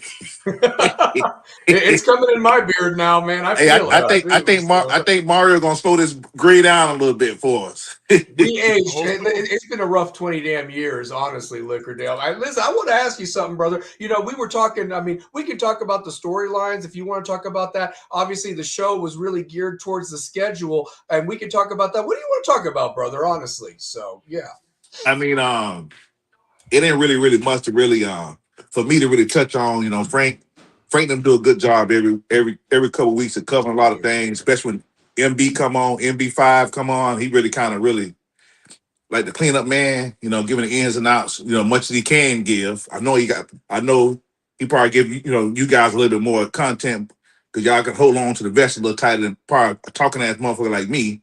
But Hey, can I say this real quick? Can I say this? Now we know why his phone sucks. He's getting them damn great Cuban cigars. He's smoking right there, and I was getting You jealous saw him the other because night. you Huh? know You saw- me and my stogies that I like to smoke when we Yeah. win, and it hadn't been many wins until last year. I'm starting to use them again. Look, sipping on his Michelob Zero. Oh, I think if we can get that line together after week 3, O-line you're yeah, talking the about? O-line. Here, I'm going to put them out there. Those are the names, and this is the order that they've been getting the reps. And don't sleep on Ben Congdon, but keep going. So the true Right. freshman. Yeah. Yeah. Yeah. And I really think that them freshmen coming in, these ain't no Rudy Poo freshmen that Mario brought in this year. These ain't no project kids, Oh, no man. guys. We got to wait for a year. Wilkerson. I mean, you got some dogs in the future. You got guys that come in other programs. Joel Irvin penciled in to start. Joel Irvin was hurt coming out of like high school or whatever and missed the spring, but I heard he has just come on this first week and really turned heads. And they're getting reps at the ones, man. I mean, those are 3 true freshmen we just mentioned there. Congdon, Cantwell, who Anthony's mentioned in the chat, and now Joel Irvin. I mean, and then the redshirt freshman guys are really stepping up too. I mean, it's already shown that Mario won't hesitate, especially when them freshmen come in ready to rock and roll and they understand that playbook. He showed it with Malachi, Baby Jesus, and he showed it with Fitzgerald. Those guys hit campus right there in July. And a month later here, damn Malachi returned a goddamn punt the first time the offense got on the field. He back there returning the punt. I'm like, wait a minute, that motherfucker got the field already? Yep. Damn. Yep. And also Jordan Lyle freshman year. He got out there. These guys only they hit campus in July because their school can't let them be early enrollees. So I know they was in there in July. And did well, man. It just sucks to me that damn, we lost JoJo Trader, man. I mean, we got some good guys. We gonna forget about him, but damn, he was a great talent, man. Mm-hmm. Well, I want to ask you something, Lickerdale. Let's talk about the wide receivers because down there is what the order is right now of who's getting the reps. And right now, Dalen Upshaw, who was kind of the third guy in that group last year behind Baby Jesus and Josh Moore, he has made such a jump. And he came on at the end of the year last year because he was kind of hurt. But you look at him right now, they're penciling him as the third guy. He's slightly ahead of Cam Vaughn, who came from West Virginia, and Josh Moore, who's a big body, who I hope. Right, really and I can agree with you with that. But I think once the dust settles, those guys gonna go with who they really can trust, especially when the lights on. Mm-hmm. Some other guys got a lot, and Dawson like experience. Mario he'll take his chances. He knows what it looks like as a freshman. But Dawson like experienced players. Mm-hmm. And so I can see Upshaw might be a good practice player. Just like the Saint was a good practice player, but I wish he could have put a little bit more into the game. Facts. And I think those other guys are still trying. Those other guys are still trying to learn how to be good practice players. But I think now that they back in the summer workout, the fall workout to get ready to go, I think they probably kind of tune in and get it together, and and get now they know that, hey, it's spring's done, we done had summertime. Now it's time to play ball. These guys should be mature enough to understand that it's time to do a barbecue now. Yeah, for sure. And I think they'll jump back because what sucks with what you did the dude from Georgia? You just said his name, the dude from Georgia, the wide receiver. Upshaw. Dalen Upshaw. Yeah. Mm-hmm. The thing that sucks with Upshaw is we bring in those other 2 guys, and they speed burners just like he is. Yep. And got better size than him. Mm-hmm. And got more playing time in game time, especially that damn especially the Vaughn guy. Vaughn guy from down here too. He from Fort Pierce, right up the road. Oh, he's a Ready to dog. roll. Oh, he's a dog. And Yeah. from what I heard, he's been talking some shit in practice. And the thing is, I was telling Larry Frank off camera yesterday, I was saying to him, I said, that dude is going to be like a real Jacoby George. Like Jacoby George cost us games. They but similar. They similar. I think Vaughn, though, is going to step up, but he ain't going to cost us a penalty. He's just going to just frustrate other teams' guys just talking, Right. you know. And so I love that we got a quarterback that want to put it downfield now. Thank God. Yes. They can, and wants to. I mean, He's looking downfield. I know that they were just in shirts and shorts, but from the people that have had access to it, the same thing has been said, that it's very apparent, just like how Cam Ward almost looked like he was in the Matrix. Everything was so slow, and he could just stop and decide and do everything, and he wasn't panicked. Mensa has that quality, and not many quarterbacks have that quality. See the thing that sucked with Cam Ward, we ain't had no playmakers at the wide receiver. That was the problem. Yeah. Yes. Yeah. I mean, we had a hard worker. We had a hard worker in Restrepo that just outworked him. He had to work his ass off. We didn't realize that he really didn't have no speed, but hell, look how much time. And George was inconsistent, and everybody else was just really going through the motions. But Sam Brown was such a waste of a transfer. But the thing is, those are the guys who we still got to give those guys the credit for what they did do, because they set the boundaries for what we're seeing right now, especially X. Mm-hmm. Like I say, I know I ain't got much time because I see you've been on for a minute. Frank, I just seen this man literally when I been on. Mm-hmm. I'd have been on a long time ago. I just been sitting here in the house, man, just chilling. Oh, no. But listen, you're always welcome, brother. And I gave everybody 5 minutes, and I know we've been kind of interrupting you. You still got 2 minutes. The one thing I did want to say this to answer the chat real quick. So just hold on for a second, Lickerdale. I've not heard that, Anthony, but what I have heard is that I've heard Cooper's been doing great, but what I have heard is that I knew Wingo was a talent. I mean, if you watch this kid last year in high school, he's more ahead of Vance Spafford and Mylan Paris, who I think are just a little bit behind. But I really think you can't keep Wingo off the field, because based on this, Wingo's already passed up Vandravius, who came from South Carolina, who was their best receiver. And Wingo already know the playbook. Sellers. Yeah, exactly. He knows the playbook, so he's not like he was there through the break, through the championship drive. The championship play. He came early. Right, so he already know the playbook, and plus he didn't got a chance. He didn't got an all-season weightlifting chance. And just to answer that question for Anthony, there ain't no way they're gonna bench Barcade for Wingo. That's Mensa's boy. He came here with the intention of him playing. He started. Even if he don't belong out there, he's starting. Well, I hear also he has really come on and been like that senior leader in the group and everything. And him and Malachi Tony almost have like they're holding that room accountable more than anything. Like, why aren't you showing up to film session? Why aren't you doing this? And that's what I'm talking about, man. They are policing each other. It's making Mario and the coaches' jobs easier. They just don't need to get in the way. They just need to make sure you don't get out coached by the opposition. That's the thing. There you go, Stallion. That's what we need. Do not get out coached.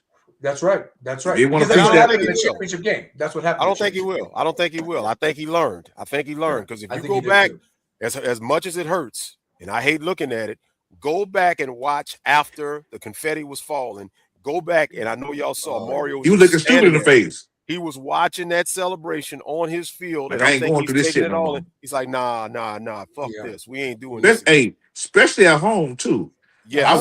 I was mad, man. I was mad. The motherfucking man. I was mad that we lost, but I also was happy because I know what's gonna come behind this, and everything I thought was gonna come behind is happening right now. I've been calling this shit since Mario signed a dotted line when he had that little fucking Fire jersey that I know they couldn't have gotten him a worse jersey. It was like a kitty jersey or whatever. He had that little 5U, 6U jersey. I said, God. man, these guys are fucked up, because I know one thing.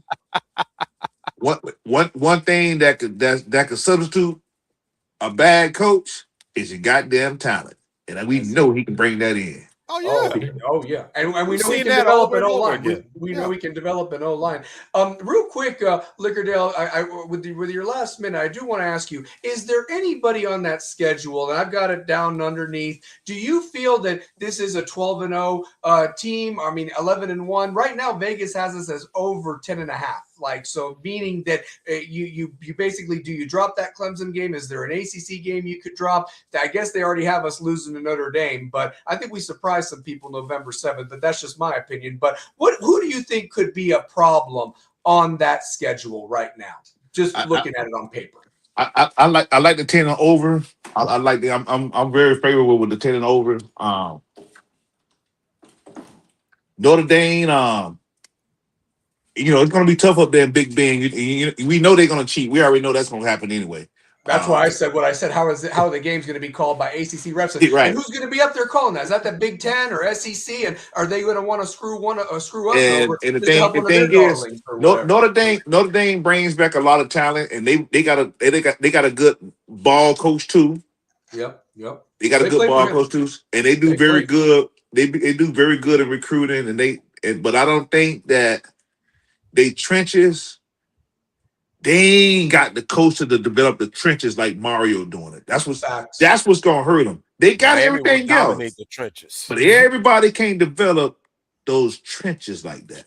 And they lost to Nick Saban knows that from 2009 through those years. Nick Saban knows it. Yep. And he knows it because he learned it from Saban.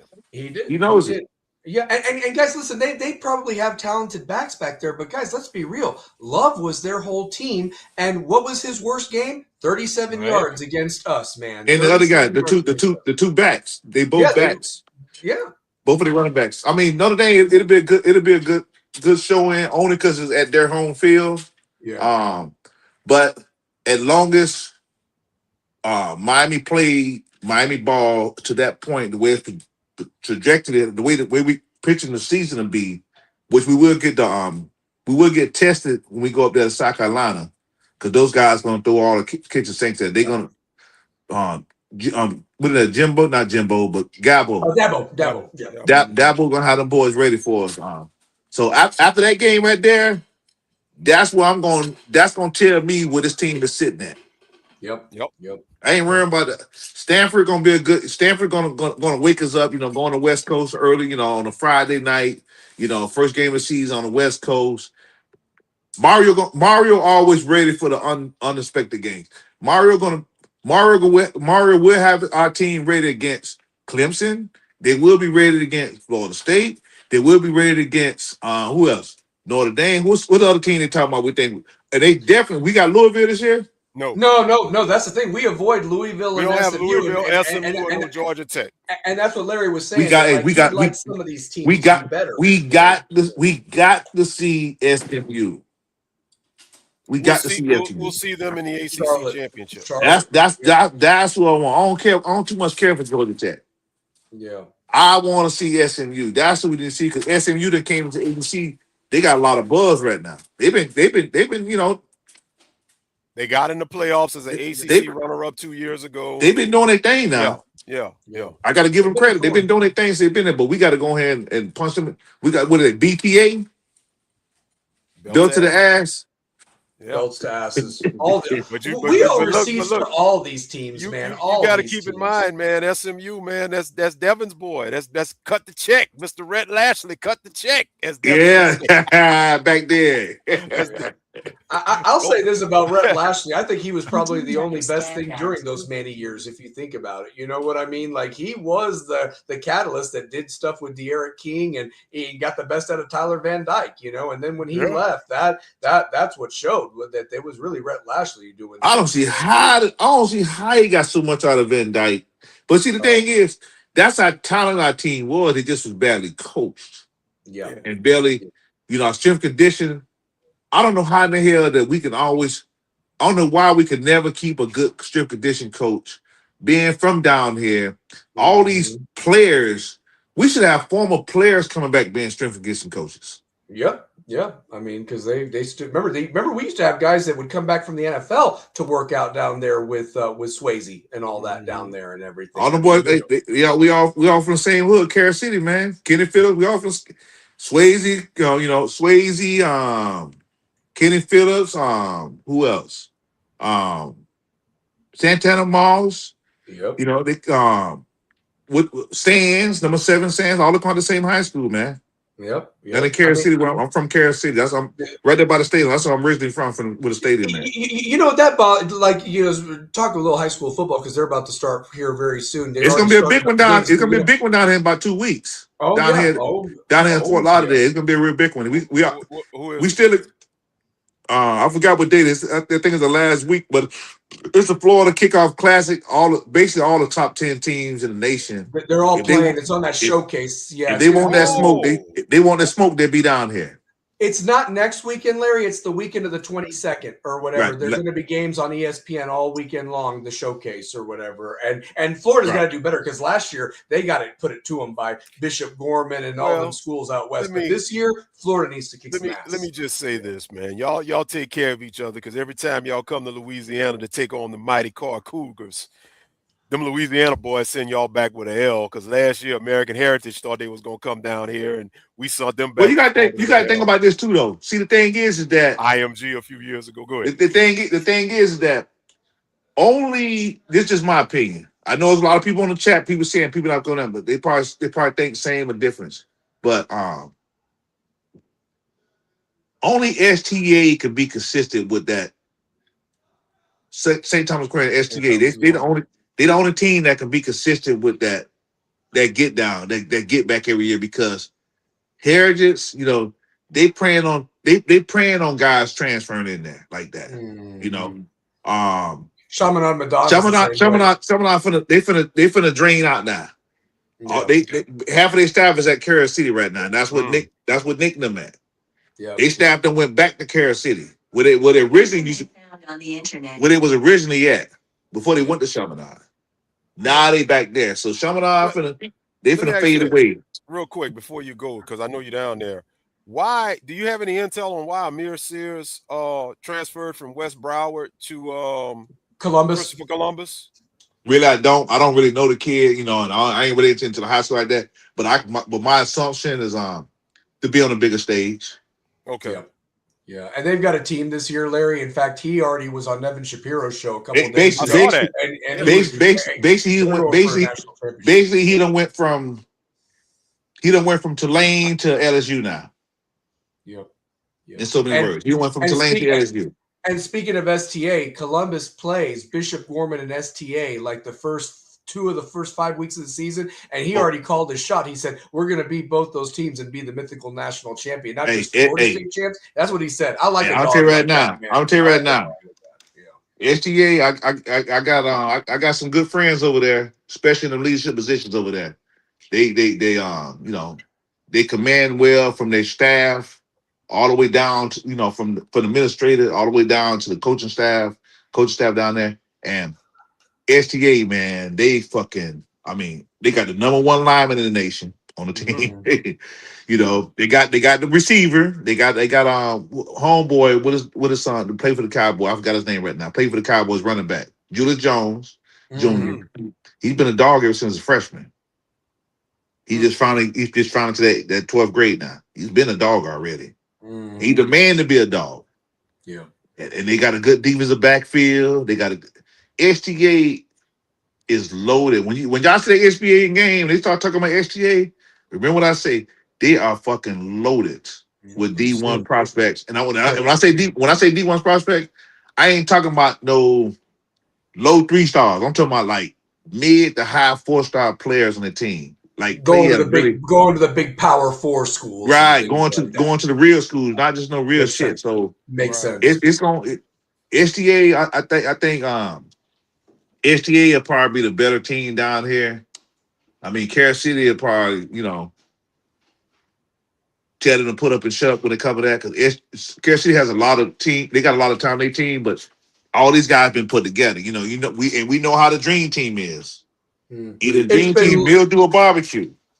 It's been the Lakers team they had back in the days. I know Devin be talking shit right now if I talk about his Lakers right now. So Lakers had that dream team back then. Yeah. Hey, I love you. Hey, I love you, Devin. I know you probably gonna hear it, Devin. I ain't gonna talk noise about your team, but you know what I'm talking about. I'm just going to say it's long overdue for Carroll City. It's long overdue for Carroll City to be back because Carroll City lost their coaches. Last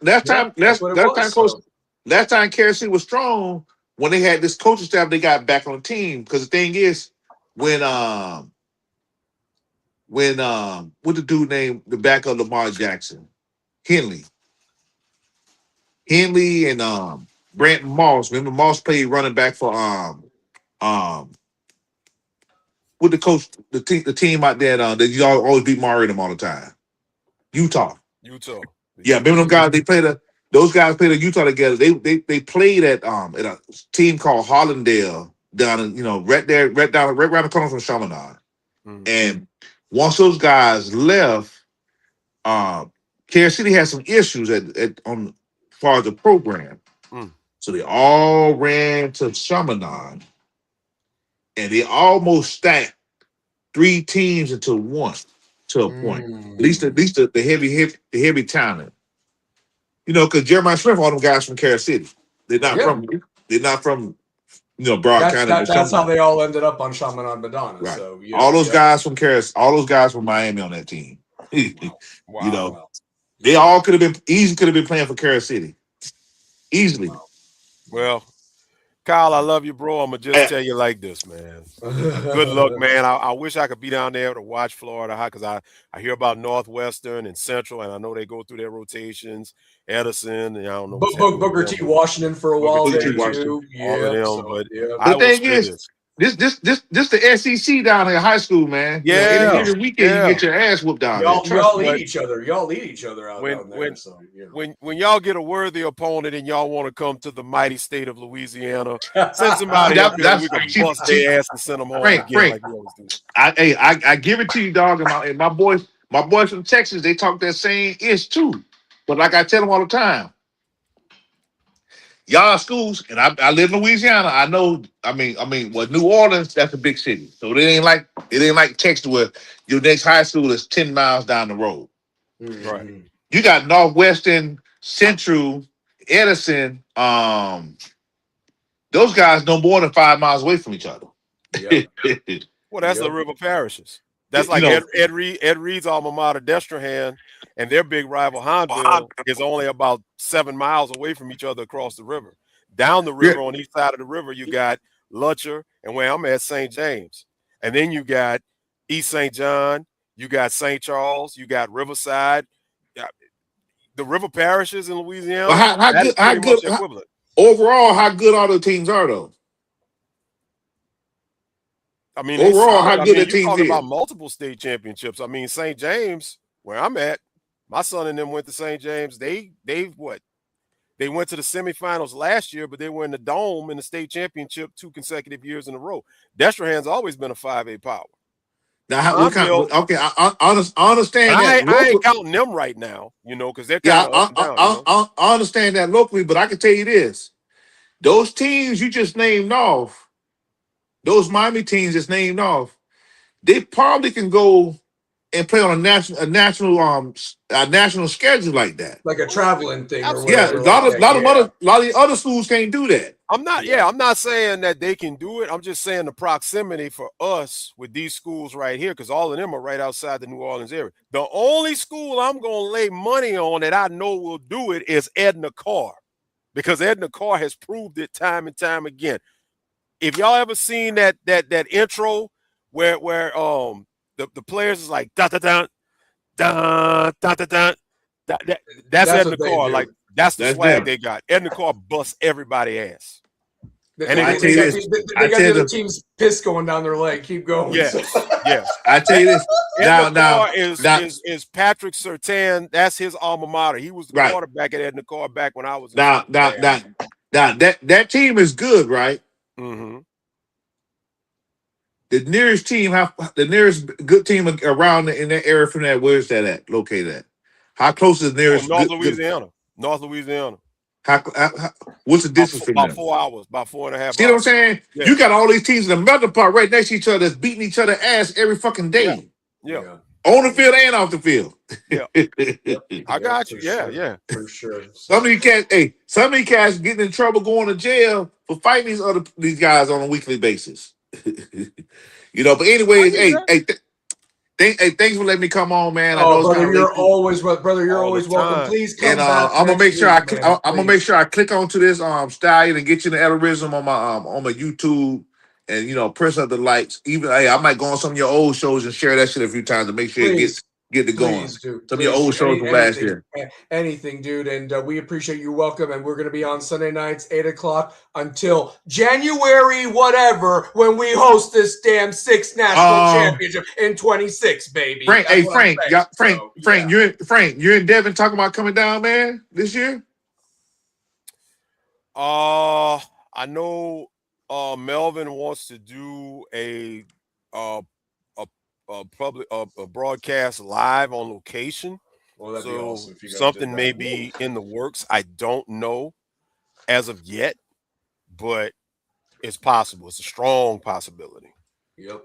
What about y'all? What about one of y'all Atlanta broadcasters that y'all always do every year? Y'all gonna do one of those too? No, because we usually do that for the Georgia Tech whenever Miami goes to Oh, Georgia Tech. right. But we ain't got Georgia Tech on TV There's this no year. Georgia Tech, no. So the You next know time, what I would love we more do than that. anything? If the stars align, not to cut you off, Larry, what I would love more than anything, because it's not quite Atlanta, but if we could do a Charlotte thing with the ACC championship, the culmination of that first one, would that be fire, man? Oh my God, would that be fire? Man, hey, yeah. You ain't got no choice, Frank. Y'all got to do that one. We ACC? Charlotte or Vegas? Charlotte or Vegas? One of the two. It's all on D and Mr. B. Like I said, they're working on something because we talked about it the other night on the show. It's definitely something in the works. It's just got to iron out everybody's schedules, but it's definitely something in the works. U-Talk will be live somewhere this year. We just don't know where and when, but it will be live somewhere. Hopefully, once you at least I know it ain't for everybody, but hit my inbox when y'all gonna do a live one off strip from y'all location. I would like to be there because I see y'all put on a big show, man. Yeah, we do. We do. I mean, we have guests and all of that, and just to kind of plug what we got going on, man. We get the memberships, man. They got memberships and all of that because we're gonna have a lot of guests. Like the promos are gonna start rolling. Like we got a big guest. I can't say it right now, but right. Confirmed. And not to take any of your soon. thunder away, Larry, like if you haven't subscribed already, the perks are your voice will not be heard in the chat or get the call in and so forth. So in addition to, having a great platform and discussion with you guys, how you've always told it how it is for, 8 years now, you're going to get to hear these wonderful guests and their stories and their thoughts on the team. It's a special year, guys. Join, and it's not even that big of a monetary to your pocket. I know we hurt all of us, but we're not talking buku bucks like some of these other ridiculous people that have kissed this program's ass and didn't hold them accountable. Man, I'm gonna tell you like this. So, I was on one podcast, and I ain't gonna throw them out there to the dogs. I ain't gonna put them out there like that. No, we're good. But I tell you this, Frank. Mm-hmm. I fucked around. I said, you know what? Let me go ahead and do an inquiry on my credit card, see how my transactions going. They had to raise the fucking price. Oh yeah. Now the one thing I will say, the memberships are locked in right now at a certain price. But once we get the guests on, and we're going to announce it, we're going to give you a grace period. That price is going to rise up.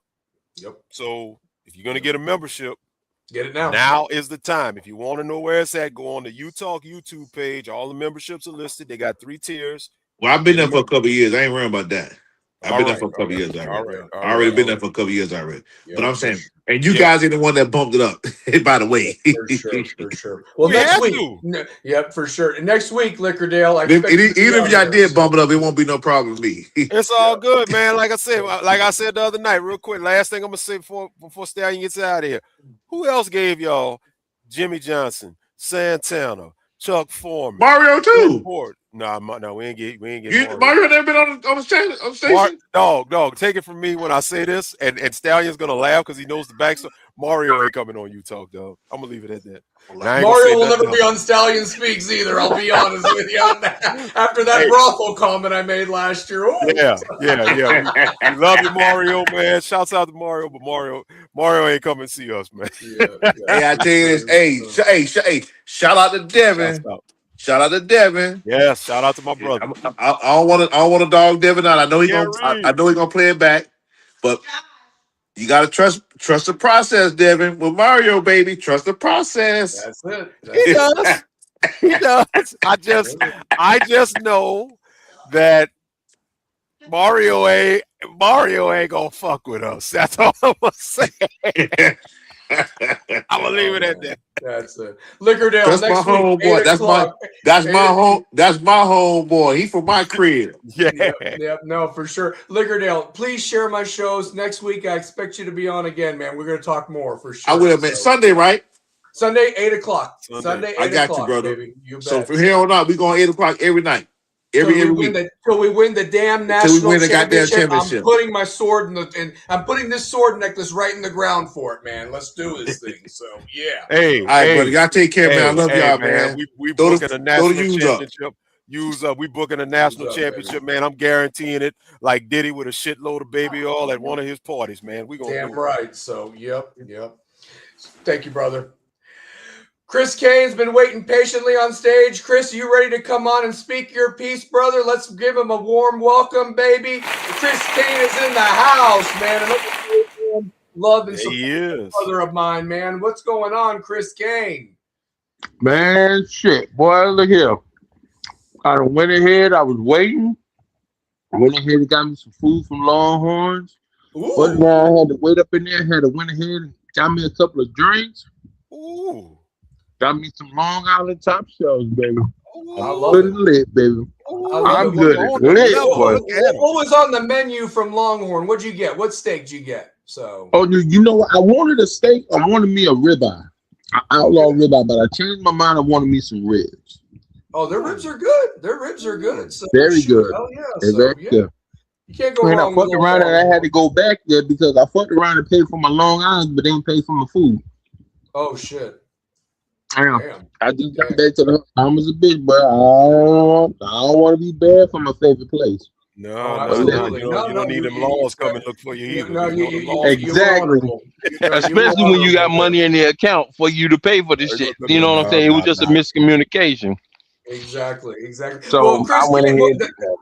I wanted to tell you the topic of the schedule is a schedule tonight or whatever, but we can talk first week of Cam's thoughts. We can talk about that. But, while I got the schedule up there, is it like what Liquordale said? Is it belts to asses to everybody? What are we doing here, man? What's going on? Hold on 1 second. Let me clean these glasses.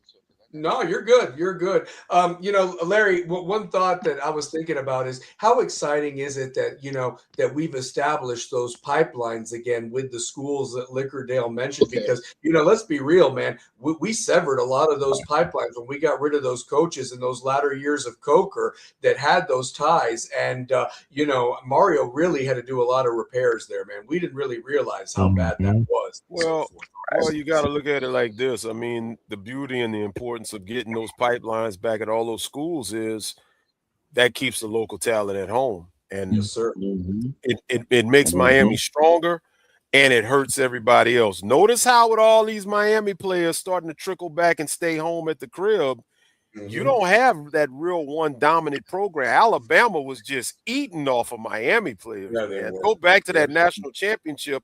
The whole damn starting secondary was all South Florida. So, hey, man, keep them in the crib. Yeah, they're built different too. They are built different. But Chris, what do you think, man? Is there anybody on this schedule that concerns you in the slightest? I mean, are we going to take that next step where none of these teams are going to sneak up on us? It don't matter how these refs call these games. We're just going to put belts to asses to everybody. Your thoughts, sir? You speak your piece, man. Okay. Now, y'all know how I speak my piece, and I'm gonna break this shit down. I'm ready. The only motherfucking team that I see on this schedule that scares me is the Miami Hurricanes. Amen. What I say by that is. He preaching. Okay? Because remember, people now, Larry Frank, remember there was a show on your live, and I can tell you to the number, you can go back and check the reference. You Talk Live 214 when B-Mac got on this bitch and they saying that he was drunk. And Will I Am got on this motherfucker and was talking about when you drink and please don't call the show and all this other kind of shit. Motherfucker, let me tell you something. And then after that, the game before we when y'all went live, the hype show before we went against Florida. And I had to rectify for my brother. Let me tell you right now, the only motherfuckers that I feel that's in Miami's way is Miami. Yep. Facts. We drop games that we're not supposed to drop. Louisville and SMU come to mind, to be exact.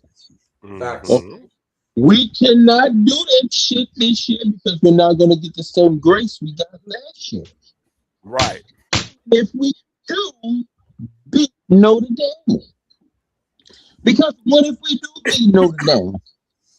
What if we do beat them in South Bend? What if we do go ahead and we put up 20 or 30 points on their ass? Hell, we might even put up 50 on their ass. Who's to say that they're going to move them? Let's be clear. Let's check the record. Did they or did they not leave Notre Dame when they were 0-2 at the top 25 and number 24? Did they not? They did. They were the only school to not drop out of that. There was 0-2. Everybody else was dropped out except for them. Yep. Yes. Yep. So exactly my point. So my point is this: I'm lit, but I ain't too lit because I still got my knowledge. So understand this. You think we would get the same race if we were turning to? Hell no. With the schedule that we got this year? No. Ain't no way we gonna get that shit. The one thing we gonna have to do, we gonna have to bust ass. Yep. Eat, sleep, like I said on the show last week. Eat, sleep, beat they ass, repeat. Yep. Period.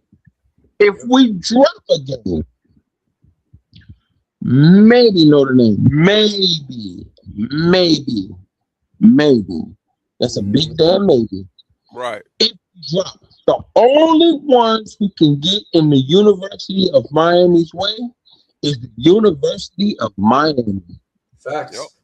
Yep. That is it. That's it. Because it's been proven that we have not won the ACC.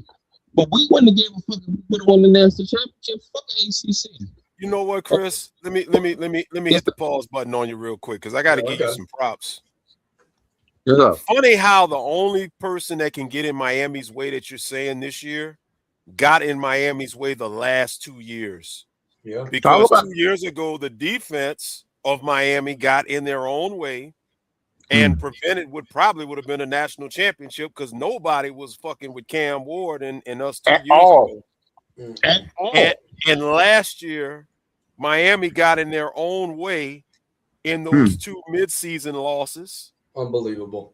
And their own way in the national championship with bad coaching, bad personnel usage, bad play selection in the last 45 seconds of the game. So literally, Miami has gotten in its own way for the last 2 years. Nobody has beaten Miami in the last 2 years but Miami. So great point, my brother. Great point. Right. Great. And also in the SMU game, no quarterback. As big as those motherfucking eyes are that sit on the side of your face, you mean to tell me you gonna throw that goddamn ball in the coverage right there across the middle? Oh my God. When you had a motherfucker on the left and on the right, wide the fuck open? Double coverage. How many double coverage picks had he thrown last year? My thing is this: you use it like basketball. If the double team in one person, that means somebody's open. Yes, sir. Yes, sir. It doesn't matter how you do it. If it's 5-on-5, if it's 11-on-11, if you double teaming somebody in football, that means somebody is wide the fuck open. Like George Tony, like Malachi Tony on the underneath drag route. Oh, come the fuck on, man. Come the fuck on, man. I'm sorry. Come the fuck on, man. This year, we listen. Let me tell you something. It's about the ass season. Yeah. Okay? Fuck the dumb shit. Fuck the bullshit. Mhm. It's our time. You got to a place last year, and a lot of those kids have left. Like Dame, Mesidor, stuff like that. Yep. But Fletcher's there. Mhm. He know what that hurt feel like. Yep. Malachi too. Okay. Malachi was crying after the game. So yep. They get in his face talking about who's your dad or say some shit to him to make him want to shit out of him. Because I believe he said something about his father. He did. Oh, he did. No, the guy totally did. Yeah. There's a way to win gracefully, and then you're gonna do a chicken shit move like that, dude, just to instigate it, and then you make us look like and then the media couldn't wait to jump on it and say, they villainized. Exactly. They villainized Mark Fletcher for the reaction, but they had nothing to say about what caused the reaction. Let me tell you something. As somebody whose dad passed away, and I'm not playing football right now, but if anybody in the street says something about my dad, I don't give a shit. I'm fucking you up on sight. I ain't got nothing. I got your skull is getting crushed in, dude.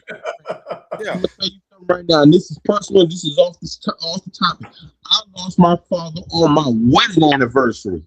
Let a motherfucker try me on some shit like that. I'ma stomp your ass. I'ma stomp your nuts to that bitch turn into a vagina. Do you understand me? Do you understand? That's asking for a Plain death and wish simple. when you want to make fun of somebody's parent that passed away. I mean, fuck you. Crossing literally. the line. Fuck Crossing you, the line. Honestly. Ain't no way that motherfucker would have been sounding like Philip Berry for the rest of his life. Yep. For the rest of his life. I promise you. Now, I just heard Easy Lover when you said, Philip Bailey, keep going. I love it. Exactly my point. Oh my God. That's good shit. Now I gotta go download it to my place. You'll never get it. See, now I'm going to download that shit on my playlist, bro. See that? Yeah. I heard Easy Lover City. That's so Vice City, Miami, right there, man. I'm telling you. It is. It is. Shit. But back to the subject at hand. As far as this schedule is concerned, one game at a time. One game at a time. That's Absolutely. We can do this. We can do this. Do not, and we are notorious for doing this shit. Yeah. Looking over lesser opponents, looking at the other opponents that's more important. Every motherfucking opponent is important. Yep. I don't give a damn if they are heel toppers or if them motherfuckers are Christmas trees. I don't give a damn if they are part of season's greetings in December, or if the motherfuckers have a daggone turkey as a daggone mascot for Thanksgiving. Beat they ass and move the fuck on. Do not look over nobody this season. This is our revenge tour. That's why I have it whenever I come on Stallion show. Revenge tour. Use revenge tour. I'm not just saying this shit just because I'm saying it. I'm saying it for a reason. And this is the type of shit that we need to take care of. We need to make sure that now that we have the type of quarterback that will go through his progressions that he went through on Duke, make sure he do the same shit at Miami. Yep. Okay? Because when your ass was at Duke, you had Baccarat 540 or Bacardi White, whatever the fuck his name was.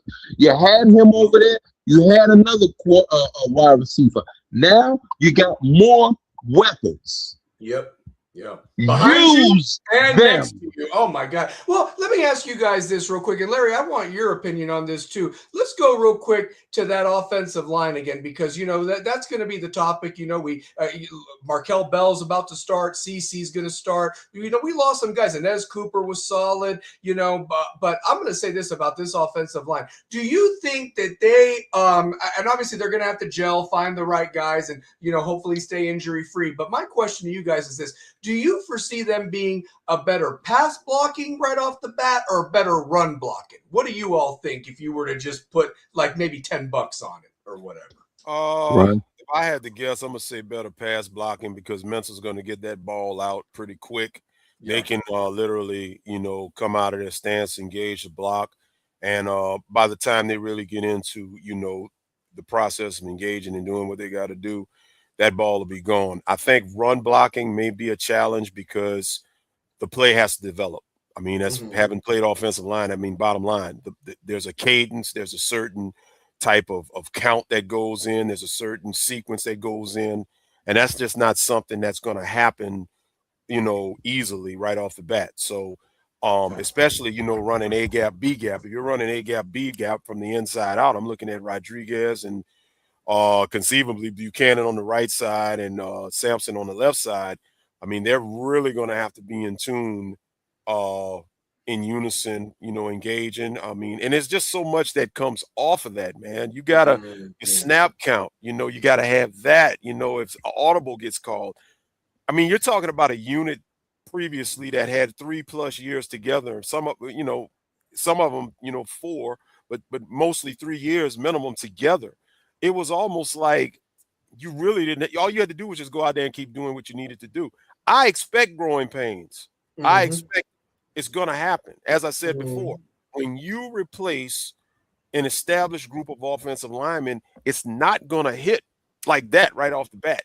Now, by Mhm. mid-season, seasons in, I think the line without injury will be good. They'll be all right. They'll be good. But like I said, the beauty is we got the benefit of an easy 4-game slate to get everything locked in. The thing that worries me, as I said the other night, is injuries. If we can Yep. stay injury-free, I think the offensive line will be all right. I saw Anthony had put in earlier asking about if Cantwell has as much upside as CC did. I think Cantwell's going to come in and dominate more Yep. so than what CC did. CC Yeah. was a relative unknown when he got to Miami. Yeah. We knew he And was good. Congdon, and the things that I'm hearing from Congdon, like you're not supposed to be that big and agile as a guard. And apparently the guy has better leverage than Cantwell does because he had a wrestling background. He was a team Yes. sport athlete and so forth. Yes. And that's huge too. But I We- will say this much Yeah. too, guys. And you'll only hear this on this show. You might even hear it on You Talk. And I hope you guys say it the next time when you all have a show. Is we have a referee in ACC that calls ridiculous shit when we are driving assholes down the line and they're going to call penalties on us. And it's like, well, they're playing through the whistle, man. That's fucking football. And they're going to call chicken shit like that from that Mickey Mouse organization in Charlotte over there. Go ahead. So in other words, is the blind side with Michael Orr or excessive blocking? Yeah. I mean, we've had that called twice on us. I have never seen that called by anybody else because nobody else does it. Nobody else got dudes to fucking do that, man. You drive them into the ground and let their next of kin feel that shit, man. Honestly. So That's crazy. Right. That's crazy. Right. But yeah, the line will be good. The line will be all right, man. You the like I call said, man. guys is I've never seen it. I mean, I'm not trying to be partial to Miami. I'm looking at it as a college football fan. I watch games whether they're live or recorded, and I never see the Big Ten or the SEC call that on their darlings, man. Never in a fucking million years would you ever see it. Because they're not on that type of bullshit, Stallion. That's why they don't ever call that shit. Here's the thing. Here's the thing. They're not about to call that garbage. Are you kidding me? Let me say this. Go ahead, Larry. Go ahead. As I said before, Miami right now is the ACC's darling. The ACC did not want Miami to be their darling. Guess what? Miami came up and said, you know what? All y'all can fuck off. We're going to hold the banner for this conference because Florida State obviously can't do it anymore, and Clemson obviously can't do it anymore. SMU is not strong enough to do it, so Miami has taken the reins. That being said, I foresee that you're not going to get as many bullshit chicken shit calls because you can't afford to do it. As I said before, Miami was played last year, and Miami turned around and made asses out of everybody by getting into the playoffs and getting all the way to the national championship and damn near winning that shit. And Miami wasn't supposed to do that. But guess what? Miami made fools out of Jim Phillips. Miami made fools out of the College Football Playoff Committee because when they put Miami in at the 10th spot, Miami was supposed to go to A&M and get skull dragged. That was the plan. Look how they put them. Look how the bracket was designed. They put Miami on the other side of the bracket at the 10, and they made sure to keep Miami just low enough where they can jump them in so that we can lose. And what happened? Miami goes to A&M. Your little plan backfired. Beat your little SEC darling, one of your SEC darlings. So what happens? Oh, Ohio State. Oh man, this is what we want. Miami's going to get skull dragged by the defending national champions. And what happens?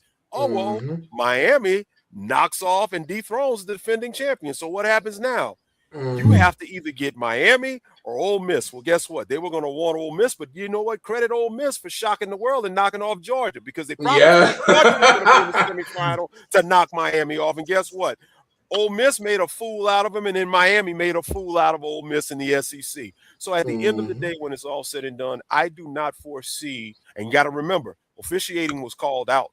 It was already called out and exposed. So with that being said, I don't see the officiating being as bad this year. You are going to get some ticky because every game's going to have it, but I don't think it's going to be outright and blatant as it was last year. I think we'll be okay with that. Yeah. You know what? And I hope you're right. I hope you guys are right. Yeah. And you know what? I'm going to be honest with you. This is going to be the first time in history that I'm going to push back with Larry Frank.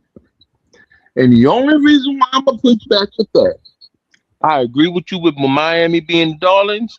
I agree with Miami holding the banister. But as far as that refereeing, I don't trust them motherfuckers at all. Remember what Jimmy said, never leave it in the hands of the refs. Bastards, not one goddamn bit. Because let's be clear, they don't want us to be the darlings, but they ain't got no choice but to have us to be the darlings. Right there. SMU ain't strong enough to hold it. Clemson can't do it. Florida State won't do it. And we're the only ones. But let me tell you something. You ever heard of the saying, an enemy of the enemy is my friend? Correct. Yes, yep. Just because we the darlings of that motherfucker don't mean they won't screw us out that bitch. Think about it. How the hell do you have a 7-5 Duke go to the ACC championship without a 10-2 Miami? Yeah. Oh yeah. Yeah. I mean, Phillips could have. Yeah, they had that rule. They had that rule, the tiebreaker rule, and Phillips had the power to override that bullshit tiebreaker rule and put Miami in, but they didn't even worry about doing it. Nope. Exactly my point. Yep. Exactly my point.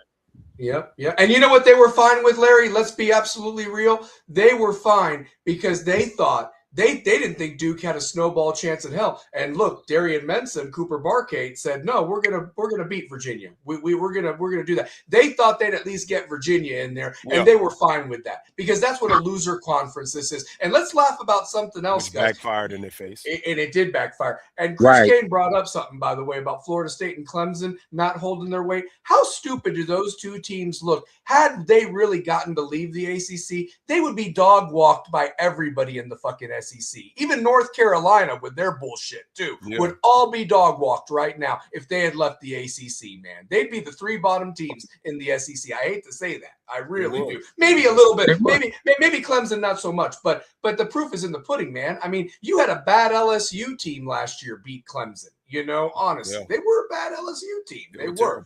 You know, and realistically, like you said, Larry, it's going to be interesting because Clemson's preseason 18, and we'll talk about that real quick. Let's talk about that preseason 7. You know what?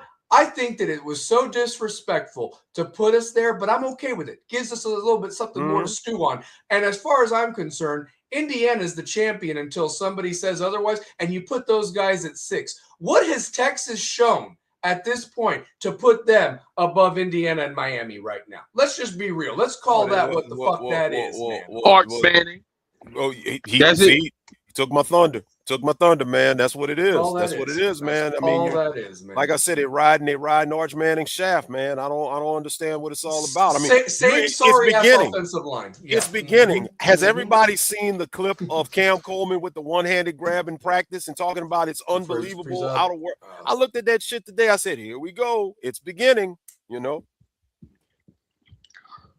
When it comes to people, and when it comes to certain things that they want, let me tell you something. Mark my words. I could be wrong, but because of who Arch Manning is and who his legacy is tied to, they gonna squeeze them fuckers inside that playoff. Believe you me. Yep. Let's be clear. Let's be clear. Right. Let's be clear on something. Texas has a tough schedule. Right? I didn't even look at it yet. I did. Now, they got an early season matchup at Tennessee. Look. For all it, I see Carrie in here, all my Tennessee people that's in here. I got Tennessee as a playoff dark horse. I got Tennessee getting in. That's one of my teams. I do too. I like their schedule. I think they have a favorable schedule more so than the other ones in the SEC. Because Alabama, they got Alabama. I think they win that game. Like I said, they have an opportunity. They got Texas at home early in the season. They avoid Georgia this year. That's been their kryptonite. Yep. Really? Tennessee wins 10 games. Yeah. They can find a way to finish 10-2 and get to the SEC championship game. I have Tennessee as an at-large getting in because everybody's hot on Ole Miss. I think Tennessee is the replacement for Ole Miss. Ole Miss is not getting into the playoffs. Tennessee, to me, is going to be this year's Ole Miss. Yeah. Book it. Yeah. Yeah. I think they might get in at number 10 or 11. Yeah. They're going to just get in. They're going to just get in. But Tennessee will get in. That's my pick to get in. Now, I'm going to tell you something. And let's just be honest. Last year, we was on the toughest bracket. We had the toughest way to the national championship. It was. Oh, my God. It was brutal. Okay. Brutal. I don't give a damn what nobody say. But Texas A&M, that's a difficult motherfucking place to play, my boy. Oh, yeah. Okay? Yeah. Any SEC. Oh, any one of those SEC, and I ain't talking Mississippi State or Vandy or nothing. Or Arkansas. Arkansas. But if Arkansas is good, Fayetteville can be tough too. But most of those SEC venues, if that team is good, you don't want to see that team late in the season because that fan base, I don't care if it's LSU, I don't care if it's Tuscaloosa, even if it's over there by War Eagle in Auburn. Any one of those SEC venues, if that team is good, oh, Lord, the Swamp. Can you imagine if Florida was actually good? I would not want to be in the Swamp because the fan base, they take over. Yeah. Kyle Field is a tough place, man. It is. Florida won many games in the Swamp, even when they were less talented with Ron Zook, just because of that stadium. Honestly, they did. That factor. That factor, yeah. So, yeah. But by that same token, can you imagine if Miami still had the Orange Bowl? Oh my God, dude. Yeah. That right there was such, and let me tell you something. When we were kicking ass, it was rocking, baby. That was such a home field advantage, man. Big games, baby. Big games. And the Rock can show. We've shown it. We've seen it at times, and honestly, if we had the home field advantage we deserved and Mark Cuban didn't buy up a bunch of tickets to get them to Indiana fans, that's Miami exactly what the hell happened there, man. The fan base would have took over and Miami would have won. They knew what they happened, knew. They knew it. They made it a point to buy up all the tickets, and they made it a point to make sure that they had to cut off so many. And what was the stipulations they had for making it harder for Miami people? Didn't they jack the ticket prices up? The prices were ridiculous. I mean, I mean, somebody showed a comparison. I get inflation and everything like that, but a ticket to the '83 Orange Bowl that Miami upset Nebraska was like $100 or something like that. And then you look at what it was, $6,000 for the top of the stadium. In the upper deck. Yeah. Are you kidding me right now? Are you kidding me with that shit? $6,000 for you to sit up there in the damn nosebleed with a damn oxygen tank. Anthony, they knew what the fuck they were doing. Anthony brought something up that's interesting. What are your guys' thoughts on that whole thing? If a team leaves a conference, they have to be independent for 5 years before joining another one. Yeah, it's basically penalizing the teams that aren't in the Big Ten and the SEC to give them an advantage, Anthony. That's all that is, and that's geared towards Miami. But like what Miami said, Miami's not really wanting to leave the ACC. They know that they're fine or whatever, and the ACC needs us, and with the other sports that they're competing in, it'll take care of itself. They don't need the SEC or the Big Ten. The Big Ten and the SEC needs us more than anything. Right. But that's just a rule right there to protect those darlings and penalize whatever's left over. If anything, I'll tell you a team that this might have to make somebody jump on their ass, but they've got so much money and everything. It's Notre Dame. They need to fucking join a conference once and for all. That's really what needs to be done at this point. But they ain't gonna join. They ain't gonna join. Parking was why over they're not going. $1,000 for that game. Sorry to cut you off. Parking was over $1,000 for that game. That's ridiculous, dude. Fuck that. So shoot. They're not going to join no conference, Stallion. No, They're not going to join because they get too much money from a daggone TV deal. Yep. That's why. Yeah, and when they meet tomorrow for that playoff expansion talk, if they do go to 16 games, then this is what I want. Then if it's, 1 versus 16 and everything like that, then whoever gets the top 4 seeds needs to have 2 home games. That's what that needs to be right there. You don't need to go in these neutral territory games and the old bowl games. You just reward the top 4 with 2 home games if you're going to expand this shit to 16. But that's just my opinion. So, yeah. Let me tell you something. Any team that is independent, and this is what I call bullshit on. Any team that is independent, that you can go there and go to the NCAA and have a bitch fit about getting into the playoffs, and no matter what your record look like, that your ass is motherfucking in the playoffs. Preach. Yep. That's some hoe ass shit. You have to just finish in the top 12. Like they could lose that Miami game and run the table. And like you said, when they were 0-2, they didn't even drop them out of the top 25, let alone the top 10. They were number 24. Number 20 fucking 4. Miami could win that Notre Dame game. Let's go 42-17. Most teams would take at least a 5 or 6 spot drop. Notre Dame might have a 1 or 2 spot drop, or they'll put Miami above Notre Dame if that's how it works. So essentially, what you're going to need is they do play SMU early and they play BYU. Mm-hmm. We're going to need SMU to come up with a miracle. Yeah. We're going to need BYU to come up with a miracle. Mm-hmm. And then we need to take care of our business. And then just knock them out. Yeah, 3 losses. Yeah. That'll keep them out. I would much rather them lose to SMU because I think a SMU loss would drop them a lot further than a BYU loss because BYU is going to be ranked up there. Mm-hmm. Yeah, they're probably one of 2 Big 12 teams that will be ranked. Yeah. So, Texas Tech being the other. Yeah. But, and I have no faith in Wisconsin. Years ago, we could say maybe Wisconsin might do it, but they should have fired that Luke guy last year, but they didn't. Yeah, Luke Fickle. So, Fickle. Yeah. So, that idiot. Yeah, he's still upset because of Xavier Lucas and all of that. So, yeah. Oh, my God. And then the Big Ten low-key lawsuit. I mean, what are we talking about here, man? The shenanigans that conference has pulled. And like I said, what's so funny about the Big Ten, they spent half their media days not even talking about their conference. They had the SEC living in their heads rent free. And I'm like, guys, you've won the last 3 national championships. Why are you even validating the SEC? You're giving them free fucking publicity talking about them, man. Like they need it. You stupid assholes. So, I mean.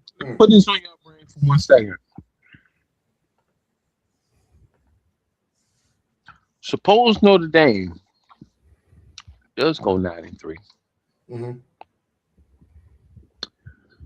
But they're ranked number 12. Then what do? You laugh at whatever SEC team is going to have a fucking bitch fest because that means an SEC team is getting fucked at 10-2. That's right. And they're what about it? Now, what about if that SEC team that's 10-2 or 11-1 is Georgia?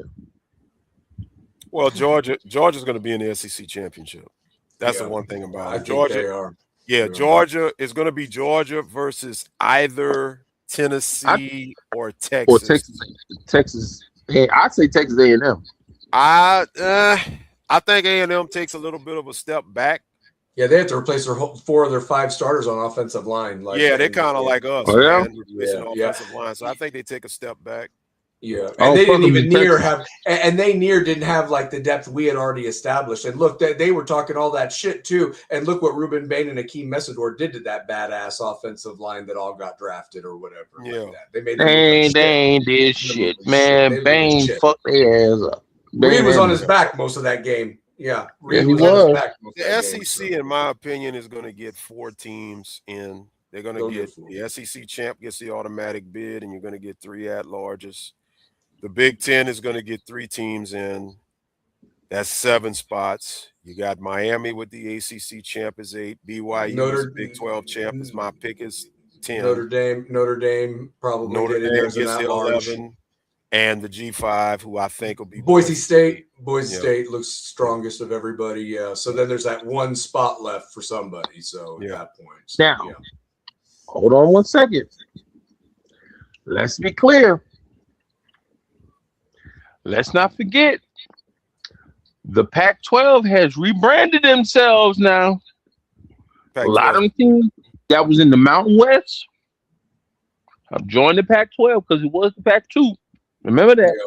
I think it was like Washington and Oregon. No, it was Washington State and Oregon State. It was Washington the State and it was Oregon the little State. brothers in those two states. Yeah. So, But you got to remember, the Pac-12 is not seen as a power conference, so it's not. They're not one of the big. They four would yet. have to have a team like really like just go 12-0 and just obliterate everything. Which will probably be Boise State, like what you were saying, Larry, because Boise State's in that Pac-12 now. So they're in the Pac-12, so that benefits. Yeah, because they came from the Mountain West.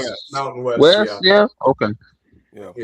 Yeah. Some of those better teams joined them, like Fresno State. You know, they've traditionally had a good team and that type of stuff out there. So, but well, listen, guys, I want to kind of wrap it up here real quick. One thing I did want to say real quick before we get out of here, some things that I just wanted to highlight. If you look at some of the battles that are going on, a room that has just been killing it is the DB room. I mean, and realistically, we knew about Frederic, we knew about Lucas and Jabari Antoine from Louisiana, right, Larry? If I'm not mistaken, New Iberia, Louisiana. Him and Damari right there are going at it. Ethan O'Connor, like I already mentioned, Camden Portis and Jalen Waters have impressed as true freshmen. You knew what you're going to get with Zachariah Poyser at safety, but Omar Thornton, man, has come in there like a terror. And I'm going to say something. I think some of these transfers got a lot to prove because they were on such dog shit teams last year, and now they've got a chance to shine. And there's that Kiana Davis is killing it too. And even the Jarquez Carter kid, the defensive lineman from Ohio State, he's being a disruptive force as well. So I say take a look at these guys, man, honestly, more than anything. So for sure. So let me tell you something. All I know is a lot of these guys that was on this team last year that lost to Indiana, they know what that heartfelt feels like. It's not the fact that you lost at home. Mm-hmm. Yeah. You lost at home. A heartbreak too. Yeah, and we didn't get dog walked like all them stupid media pundits were saying we were going to get dog walked, man. We were there with them the whole just like how we said we were going to get dog walked. Go ahead, Larry Frank. Miami, I said it, I'm going to keep saying it. Miami was a better team that night. Indiana just got the win. Miami outplayed them, out-physical them. They're crying about how Mendoza was getting hit. Oh, well, you know what, Mendoza? Fuck you. Of course you're going to get hit. Shut the fuck up and take your licks. I saw Signetti around here bitching and crying to the refs before halftime talking about, the hits on Mendoza. Yeah, you're just mad because it was Miami doing it. Miami out-physicaled you, out-muscled you, dominated you, all of that. It was just Miami shot them on their own selves in the foot. Bottom line. And I still say Ethan O'Connor, I hope he has a redemption season because I felt sorry for that young man because I know that young man, especially on that last drive that they scored on, those back shoulder throws, I hated for him because he played so well the rest of the way when his number was called, but he just like I said, he just got exploited. It was a youthful mistake, and I mean, and that's the other thing too. With this being 16 or 17 games that you could be playing, I mean, we were down to the nitty gritty. I think that what separates this team from last year's team is you have the depth to go through it, and hopefully we don't have to grind out games. We just put belts to asses in, rest the starters, let the young pups eat, and get that experience so we can keep this thing going. And that way, you have these guys fresh at the end of the year because guys, we had dudes on like their last legs at that point, and Indiana hadn't even really been tested all that much. They were fresh as a daisy, and they were hogging air at the end. I mean, that's why if you put a minute 45 on that clock instead of 45 seconds, and you don't do that stupid play call, you could run it down their throat, and we're hoisting that damn trophy. Fletcher ran it down. Fletcher and Shamar, even Brown at the end there could have gotten some yards like he did against Ohio State. But one thing I did want to ask you guys real quick, who do you got for your idiot of the week as we get close to wrapping this up, man? I mean, you got an idiot of the week, Chris Kane, Larry. I'll let you guys go first because I got mine, by the way. I got mine too. Sure. Go ahead, Chris. You got one. Yeah. So, I got it. Listen. any other damn week is not football related, basketball related, sports related.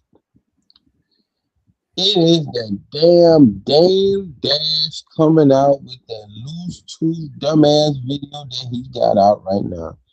Please look that shit up. Please look it up. Look it up.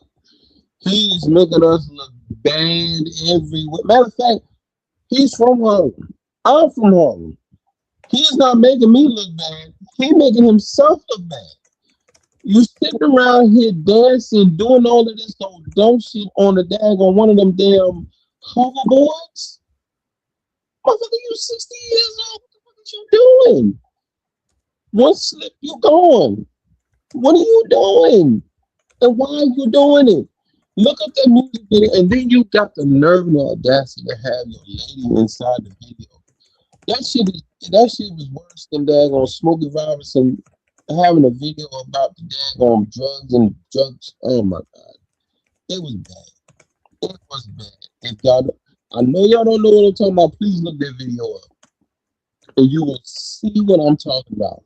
He released it. And the bad part about it is that you actually had people on your squad that actually told you that shit was cold. That shit ain't cold. For you to sit there and be talking and blowing out your damn teeth, and them motherfuckers, for one, is too big to be in your be big in your mouth anyway. Because the motherfuckers are ridiculous. That's number one. Mm-hmm. And for you to sit up here and doing all of this extra shit, it's just like, what are we doing and why are you doing it, bro? Like, you making yourself look real stupid right now. Mm-hmm. You need to chill the hell out. But if y'all get a chance, please look up that Dame Dash video. Oh my Larry God. Frank, Stallion, listen. If y'all see that video before the next time y'all go live, please hit me up. And the only thing I'm gonna tell you right now is I told you. Mm-hmm. Mm-hmm. And that's gonna be it. That's my dumbass of the year.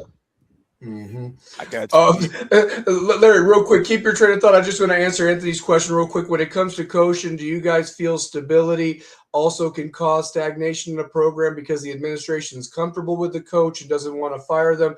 Thinking of Kirk Ferentz over at Iowa, who's been there for 30 years. Yeah, I mean, like, you just some programs are probably just fine, just getting the bare minimum. That's not what this program's built on. And realistically, I don't know why we felt the need to become that, because everybody knows what brought asses to the University of Miami and put us on the map was them damn football championships, man, and how we were the bad boys in the 80s, man. And realistically, I can I say this? As much as this fan base has been, we've had fights, infighting, and everything like that, I wouldn't roll with another fucking fan base, because I was telling Larry Frank this. What the hell do you have to be excited about to be a North Carolina State Wolfpack fan? Or you know, I mean, I'm being damn serious. Mississippi State. Like, I mean, like, ring your damn little cowbell, go home, drink your little Jack Daniels, and eat your Apple Jacks. But I'm like, fuck you guys, man. I love the U, man, and I wouldn't roll with any other fucking fan base but this, man. Thank you to my parents for me being born a Cane, man. Established since 1984, baby. Honestly, so you damn right. For sure. I was established in 1990 at the age of 5 years old by my father watching the first game I ever seen. Facts. Miami and Virginia Tech at the Orange Bowl. Facts. And I'm asking questions, figuring out who that team is in the Orange. Oh, I like them.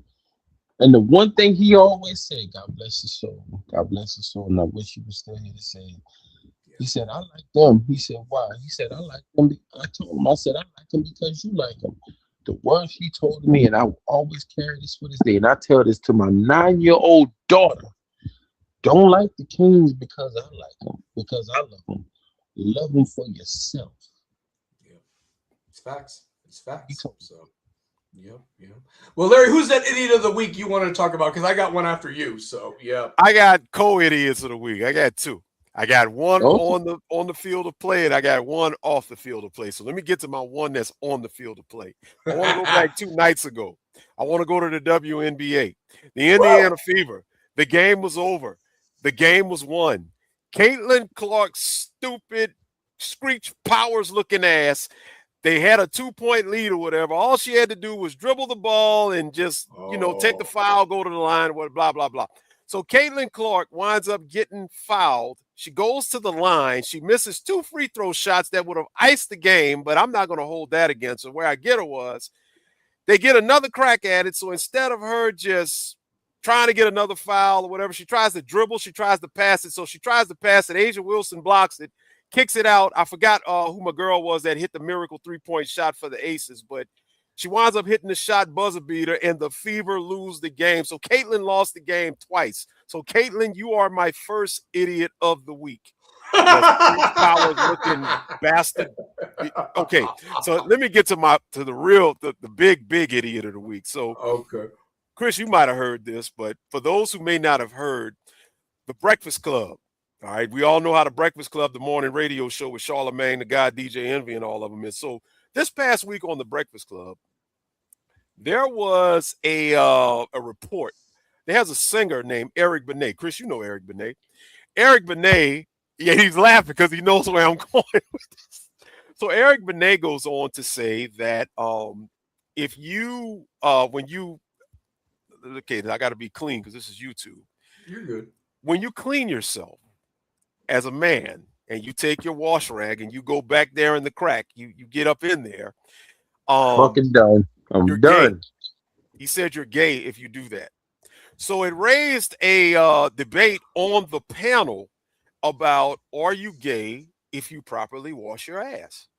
So the lead of the Breakfast Club, DJ Envy, said that his wife and him were in the shower some years back, and she actually said, babe, I'm going to, let me clean you up. So she went back there and cleaned him up, and he actually liked it. So by him actually liking it now, the debate was that if you properly wash your ass, you're gay as a man. So I'm sorry, but to anybody who feels that properly washing your ass makes you gay, you are the idiot of the week. I don't give a damn what it feels like. I'm going to get all up in there and get those dingleberries out of there, because at the end of the day, wash your ass. Yeah. So DJ, you're the idiot of the co-idiot of the week. Is he related to the Syracuse coach that thinks flies are lucky because he has cheese under his dick that he don't wash his ass? They're up there in New York together. They're up there in New York. That's a New York thing, that's your man. neck of the woods, so I don't know. No, hold on now. Goddamn it, hold on, because we wash our ass in the city. We don't know what the fuck they do up there in the state, up there in the county. But in New York City, in Brooklyn, Queens, Bronx, Long Island, and Staten Island, and Manhattan, motherfucker, we wash our nuts, ass too. We get up in there. We ain't leaving no homeless residue in that motherfucker at all. We ain't doing that shit.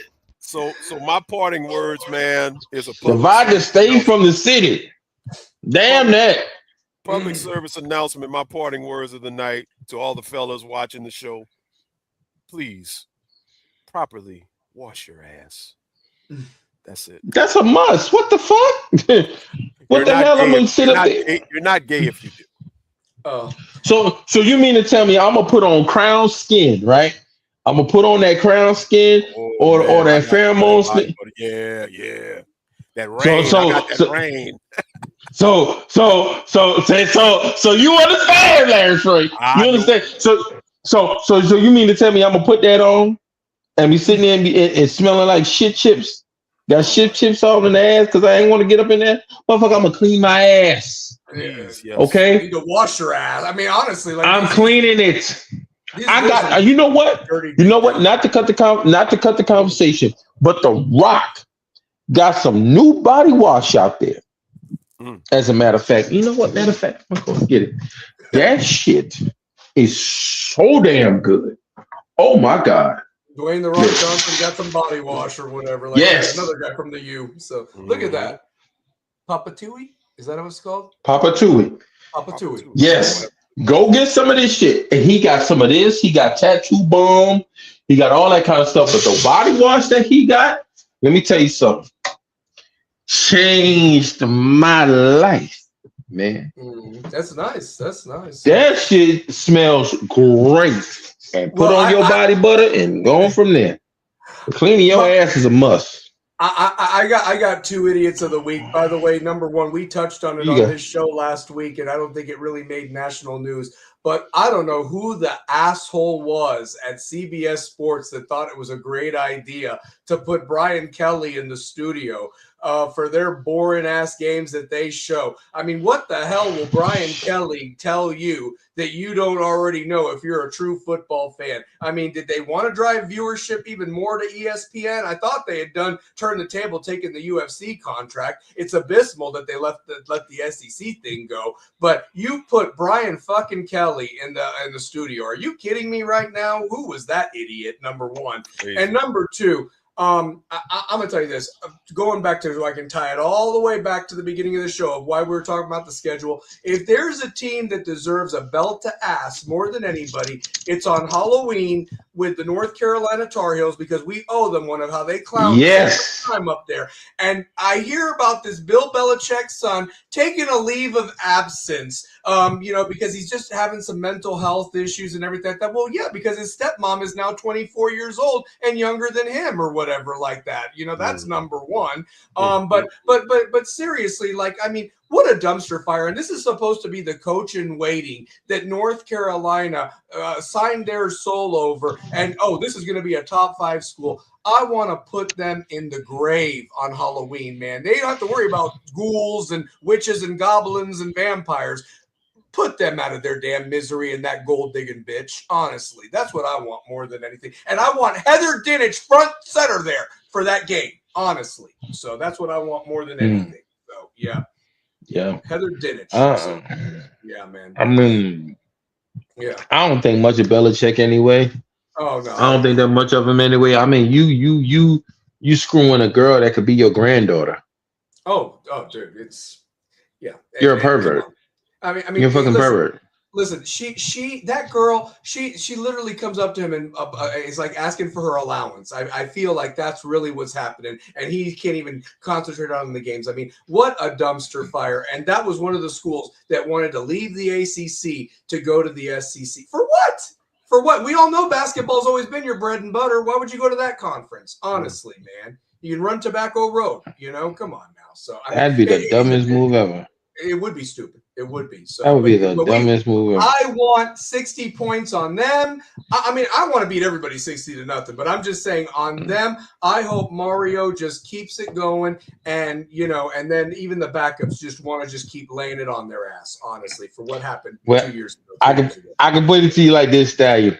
I got the new college football 27. Hey, listen, don't worry about it. I done already put 85 points on their ass already. I done already put 85 on their ass already. And yes, it was on All-American. I don't play on Heisman.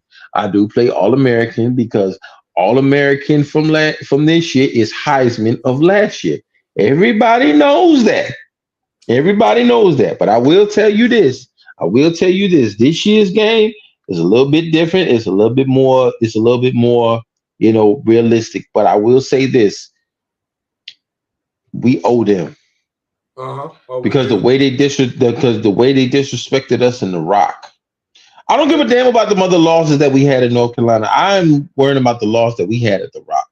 Oh yeah, the 63 to where we allowed like 700 yards that game or whatever. They ran over Manny Diaz like the doormat that he is. Yep, they did. Okay. They did. And that right there let me know right then and there that your bitch ass ain't know how to adjust. You didn't know how to do anything. But you let them fuckers come in our house and let them tell us what the fuck to do. Mm-hmm. Go in our refrigerator and dare us to say anything out of the way to them of why they doing it. Yep. You allowed that shit to happen. And for that right there, honestly, you are an asterisk donkey of the year for that dumb shit. I know you're not our coach no more. Thank God you're not our coach no more. I don't want you as our coordinator. I don't want you as our coach. I don't want you as a member. I don't want you at the Rock whenever we face you, motherfuckers. Mm-hmm. We don't need you there. I don't want you on the sideline. And I got news for Florida State fans. If you think that, you replace Norvell, you think you're going to get a big name, you watch Manny Diaz is going to be their next coach. He's going to leave Duke just like Elko did and all that. I'm being honest. But real quick, I am going to read Anthony's Idiot of the Week, and I didn't even know this shit, and I'm even embarrassed for this idiot because he is an idiot for even saying this. A.J. McCarron was crying about how critical Stephen A. was of Alabama, talking about DeBoer and how he missed Nick Saban. A.J. McCarron was crying about it, like that Stephen A. was too tough. And I'm like, what the hell? I mean, A.J. McCarron, oh my God, dude, just polish a ring. And the woman, I guess the woman he married that Brent Musburger salivated and masturbated to on that live broadcast or whatever of that game that time or whatever. It was Brent Musburger's final party or whatever. So my God, oh my Lord. Quick question. Let me ask you a question. Did AJ McCarron ever get drafted?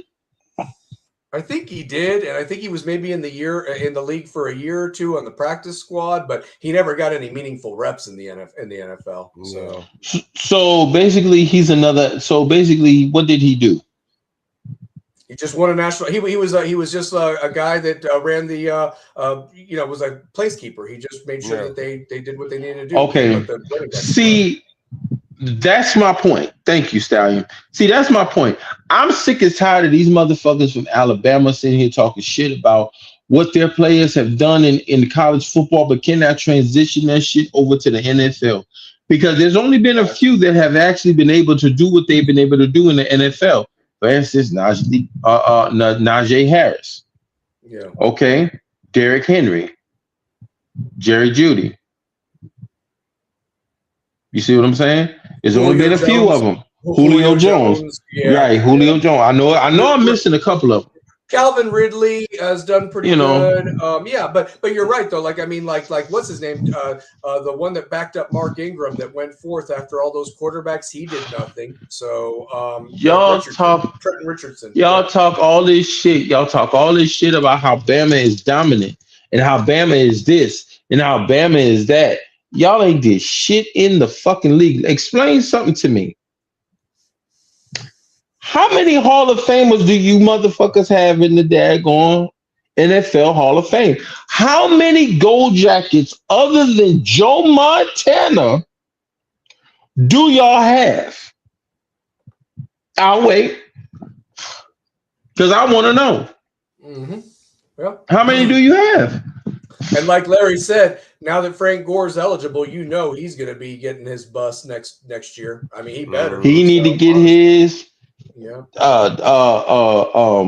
Reggie still got to get there. Reggie Wayne got to get his. Yep. Said, I believe Santana. Let me tell you something. Out of all bullshit, and let's just be clear, Sean Taylor should have been had. He's going to get it. There's been talk that there's going to be like a post award for that because they knew that had he lived, he would have made all sorts of records. And Stallion, let me tell you something. The way they made that bullshit ass monument for the Washington Redskins was atrocious. Mm-hmm. Whoever made that need their ass whooped.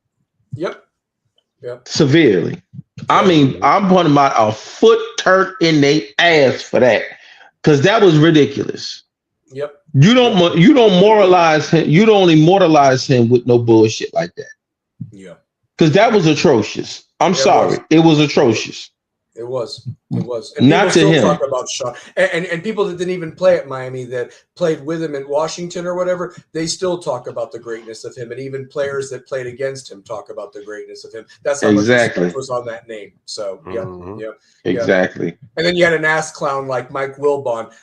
You say, "Oh, same old Miami," and didn't even know all the facts of the case. I mean, get the fuck out of here, dude. If you ain't, we all know that they hate us and everything like that, but know the facts before you're going to talk out your ass like that. Well, last thing I got before we sign out, you got to remember a lot of these damn clowns, they know better. They have to rage bait, so they have to say outlandish shit, because I mean, look at Mad Dog on First Take. Now, I don't even watch First Take anymore. I can't watch it because they're intentionally you have people intentionally giving crazy opinions that's meant to rage bait. I go back to I think what was his name, Ryan Hollins, a few years ago, Mm-hmm. and he was up here, with praising LeBron is this and that and all of that, and I just can't do it. So when you have somebody that's going to say outlandish stuff, keep in mind it's rage bait. They're getting paid to say that. They have to say it to try to get the reaction and get the ratings. That's all it is. That's all it is. That's it. So, well, guys, great show as always. Thank you for being on. For everybody that spoke their piece, thank you again. Everybody that hit up the chat box. If you didn't get on this week, listen, 8 o'clock Sunday nights from here until we put 6 and 26, baby. That's the mantra, 6 and 26. Because this is the 26th season. And I'm telling you guys, we are so close to football. I can't wait to whip some ass. I just want all our boys to just leave it out there. And football gods, please protect them from any more injuries. We already lost Luka. We don't need to lose anybody else. Let's just get to this season and let's just whip everybody's ass. Hard during practice. Fun days on Saturdays, just like the great Mel B said. Larry, real quick, plug U-Talk before we get out of here, and then we're out, man. So go for it. Yeah, this is the final off week of the off season as the season is about to commence. So our next show will be not this Friday, the 14th, but Friday the 21st. We'll be back. Myself and D will be back, and then we'll have to get together because we obviously can't have a show the following Friday because I believe that's the start of the season, if I'm not mistaken. It'll be the 4th, 2 weeks. So it'll be 2 weeks. 2 weeks. Yeah. Okay. But your hype show, I guess, would be Thursday night then because of it being a Friday. It'll be game? that Thursday night. Yeah. So I'm assuming, Perfect. So we'll confirm, but I can pretty much say that, yeah. Hype show will be that Thursday night, the beginning of September, Labor Day weekend, the Thursday before Labor Day. Of course, the Canes play that Friday, and from that point thereafter, U-Talk will be coming at you every Friday. And I got to get with AO and lock everything down for the recap show, as we always have our recap shows, what days and how we'll do it, but we'll announce it. So check us here. Check us on our own channel over there at U-Talk. And like I said, once again, man, if you ain't got a membership, go get it. Because when you see some of these guests we're going to have, don't y'all come inboxing me or inboxing Devin talking about, man, why y'all ain't give me. I'm telling y'all, this the is only your way chance. you get on there, get a membership. If you don't get a membership, you can watch the interview, but you ain't gonna be able to talk to them. So that's all I'm gonna say. I'm a proud member. Been a member ever since. Yes. Ever since I've been a member. The only thing I have not got, I got to get some daggone apparel, and I've been looking at that shit today, but I got to try to find me some that's in a car cover size. But y'all don't have that in the one that I want. But I gotta wait till I get that shit. But anywho, all jokes aside, if you are not a member of U-Talk, if you are not following U-Talk, if you are not following Rebel with a Cause, thank you. What the hell are you thinking, man? And let me say I'm something telling you. On behalf of this channel, not just for U-Talk, but let me say something. If you're over here from U-Talk, and not just on Sunday nights where we're talking Miami and everything here, but you guys need to lock in with this brother and Kerry and the coach and Two Pair when they come back. Facts. We're coming back. Facts. Yeah, Rebels with a Cause is coming back. Rebels with a Cause will be back. Great sports conversation. Big game show. Kerry Reeves, shouts out to Kerry. He has his show. Y'all need to lock in and tap in for all of that as well, man. If you got sports, man, overall sports, y'all need to tap in on this platform here, man. Do it. Yeah, we're back. We're back better than ever. Thank you so much for that love, guys. Thank you for taking the time out of your busy Sundays to be a part of this. And I'm going to leave it with this. We are going to throw up that you, baby, because you know what this is all about here on Stallion Speaks. It's about that you more than anything. And more than everything, love each other, appreciate one another. Tomorrow is not guaranteed. We talk about how we've lost people. You appreciate these people. Tell them you love them because it could be that last time. But more than ever, you go there, you treat people right. And remember, don't ever stop speaking your piece. For my guy, Chris Kane, my boy, Larry Frank Jr., and everybody else that comes on, U-Talk family, shout out to everybody. We love you. We Canes. We going for this thing and keep being a Miami fan and wear your shit proudly and look at these other people and say, yeah, we coming, baby, and there ain't not a damn thing you can do about it. I'm the Italian Stallion. We out, motherfuckers. Yes, sir. From the womb to the tomb, it's all about the you. I'm the stallion, speaking loud, no chains. From the heat of Miami where we play no games. Boxing gloves down, but my mouth still swings. Trash talk sharp like a scorpion stings. Stallion speaks. Yeah, the truth don't hide, unfiltered raw. Your late night guy from the ring to the mic where the real collide. Stallion speaks, I'm the untamed tide. Stallion speaks. I'm the untamed tide. Gloves off mic, I feel the fire ignite. When the stallion speaks, there's no polite. From the edge of the ring to the edge of your seat, I'm the voice that bounds to a ruthless